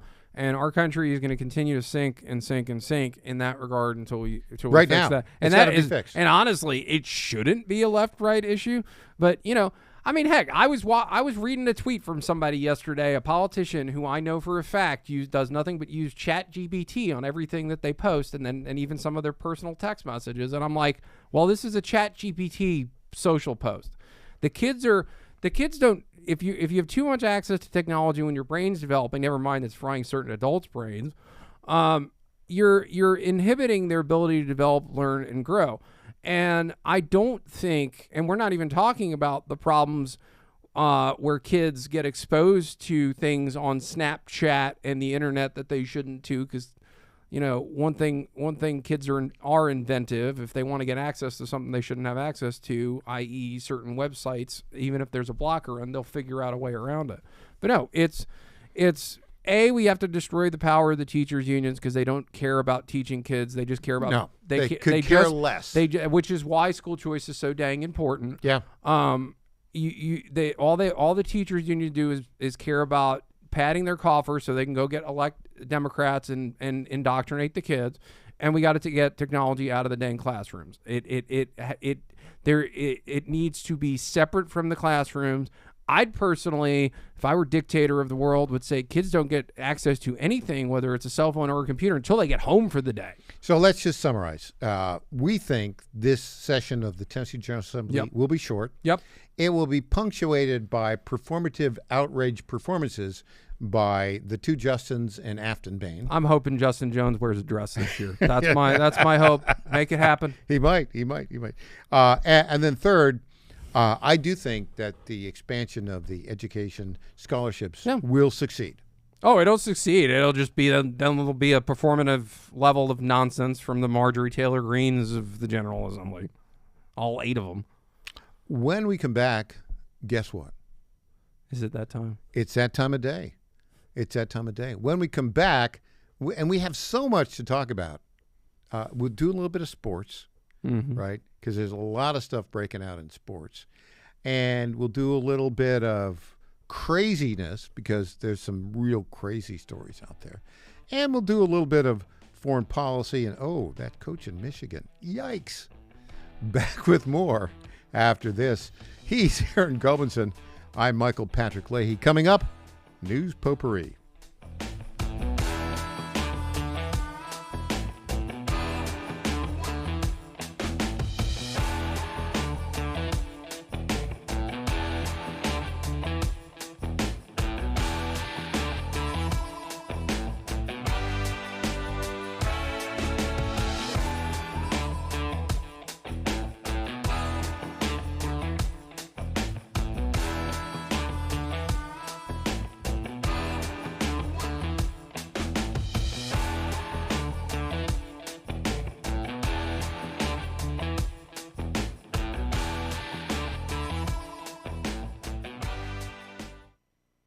Tom Carmichael, CEO of Soul Tea, a supplement to help you have a healthier heart and stronger cardiovascular system. At Soul Tea, we regularly get emails from our customers telling us how Soul Tea has helped them. Like this one from Kelly. Hello, I'm 58 years old and have had high cholesterol for years. I wanted to stay away from prescription drugs. My husband and I have been using Soul Tea for about 13 months. My results have been amazing. My cholesterol levels went from 291 to 129. I am so impressed with Soul Tea and want to thank you. Now, in my own case, my bad cholesterol dropped from 130 to 89, and that was 20 years ago. I'm 75 years old and I take 0 prescription drugs. To get a great deal on Soul Tea, please go to GodzillaHeart.com, and when you check out, use the code Godzilla to get our best deal, which is 50% off your first shipment and then 3 bottles for the price of 2 thereafter.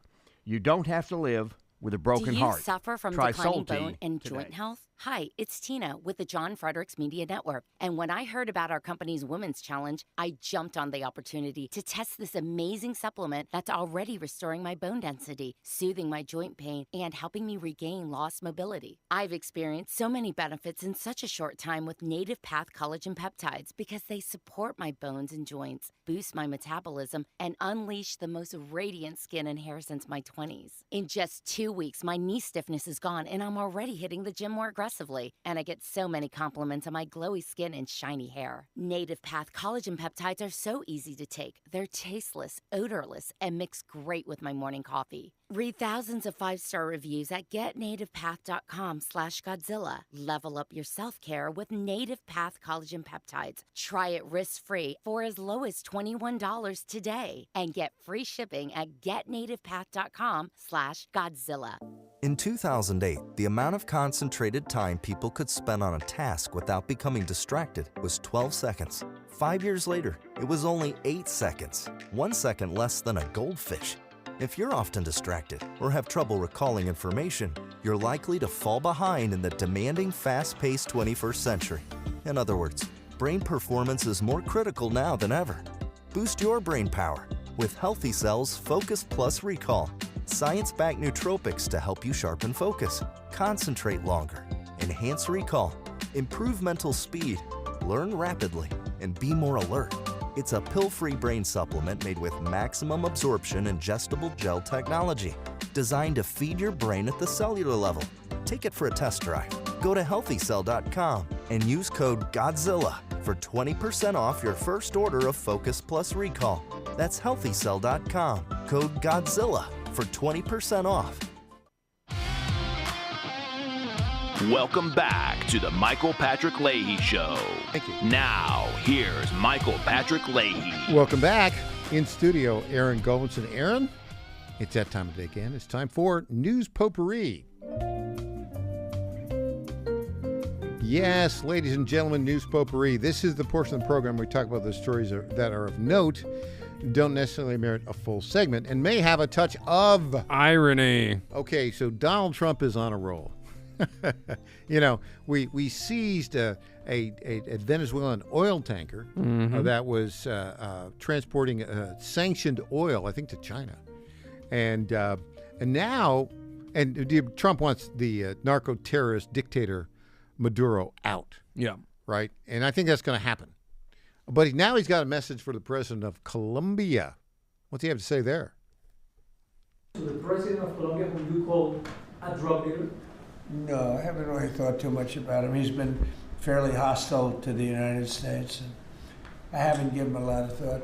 He's going to have himself some big problems if he doesn't wise up. Boom. Okay, that's what he's going to have himself some big problems if he doesn't wise up. Yeah, look, these tin pot dictators, he's tired of dealing with them. Look, I love this. This is the new Monroe Doctrine. It's the Trump Doctrine. It means you're going to have some problems if you don't wise up in the Queen's New York parlance. Yes, that's awesome. If you're a country in the Western Hemisphere, you are in the orbit of the United States of America and not China and not anybody else. So, buckle up, Buttercup. Right. By the way, I as an aside, every now and then I will hear, nobody has the cojones to actually say this to me directly. Never they want to hear, some potential criticism of my tone and tenor on either on this show or by people who are jealous that they don't have a microphone. And then I think to myself, listen to the President of the United States. Oh, there you go. Hey, speaking of which, he is in an expansive mood. He had a Christmas party at the White House. They're having like 2 or 3 a day, but yeah.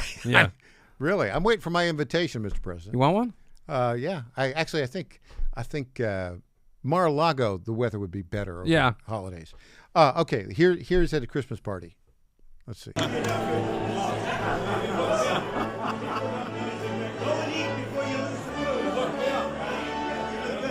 Oh, he's basically saying, the audio is a little bit off, but he's basically saying, everybody, hey, look over there. There's that ballroom. We're going to make a great ballroom. Sounds That's good. awesome. Hey, here, I got a funny one for you. What just you to got? contribute, since I mentioned ChatGPT, and this is a short one. Apparently, OpenAI is being sued because they're being blamed. ChatGPT is being blamed for a murder-suicide. Yeah. Anyway. By the way, we won the Dow Prize. Yes, you did. Tom Pappert, Christina Boteri, and I won the Dow Prize for the best local journalism in the country. The Dow Prize is the new Pulitzer Prize. Mm-hmm. Let's be honest. And it was about our Kilmar Abrego Garcia reporting. So it looks like we're going to have a lot more to report on that because the judge ordered the release of this guy, despite the 2019 final deportation order. But that's another story. We got another series of awards from Spotify. This for our program here, the Michael Patrick Leahy Show. We are designated a Spotify 2025 Rising Star, a 2025 Marathon Show. I don't know exactly what that means. And a 2025 Talked About Show. So there you go. There you go. Thank you, Spotify. The end of the year awards are just rolling in. I'm sure my controversial statements somehow aided in that. Of course it did. Okay. We got to talk about this.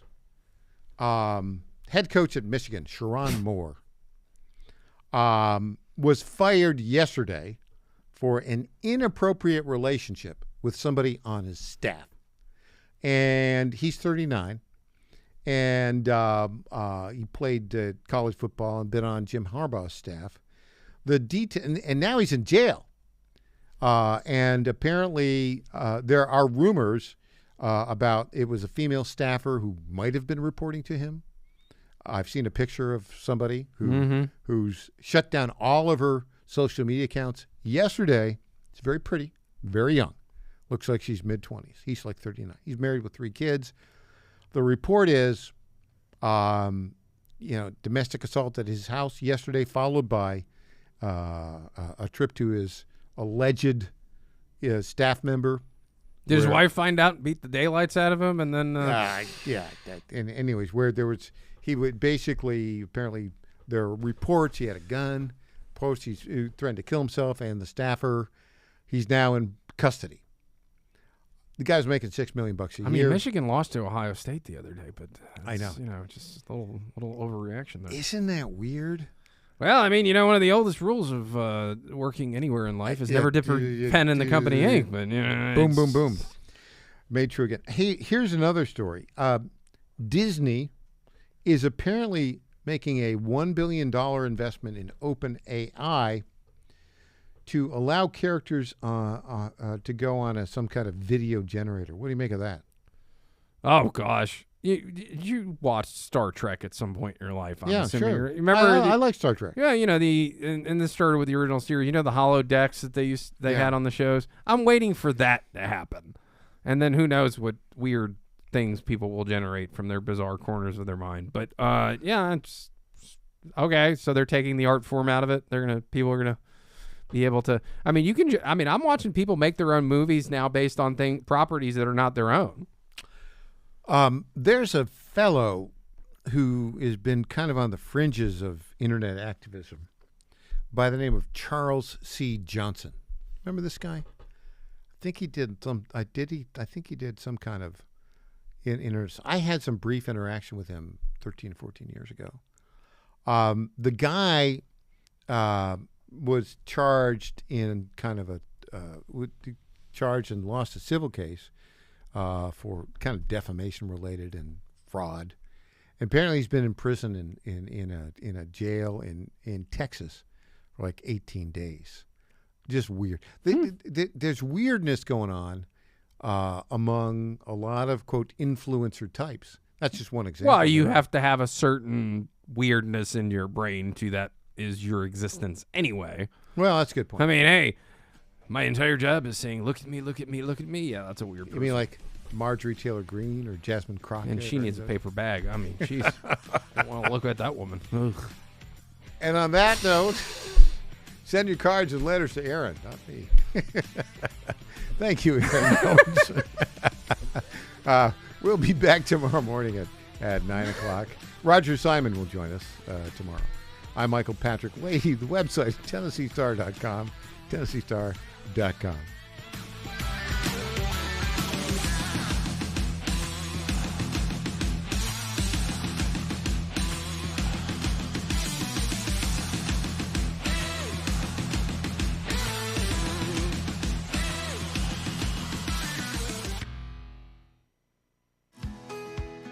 This is State Senator Mark Pody. Government is limited to what it is supposed to do. One of the things that is critical that we're supposed to be working on is transportation. Here in Middle Tennessee, our roads need more help. As your state senator, we are focused on getting more money reoccurring without a new tax increase for our roads here in Tennessee. This is State Senator Mark Pody.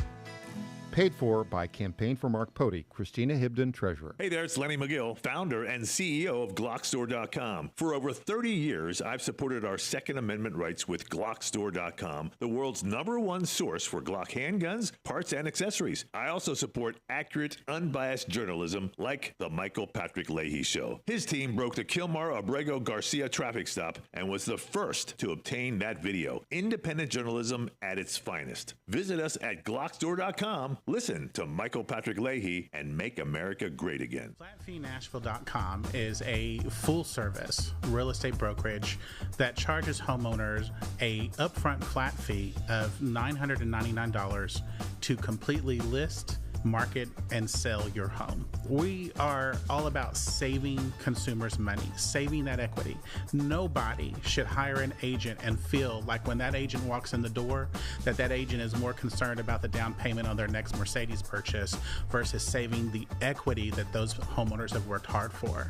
I've spent my entire career in ensuring that the equity that people save and they put into their monthly mortgage every single month, as much of that as we possibly can goes back to them when they go to list and sell that home. The idea is to give homeowners the ability to really create generational wealth. FlatFeeNashville.com, FlatFeeNashville.com.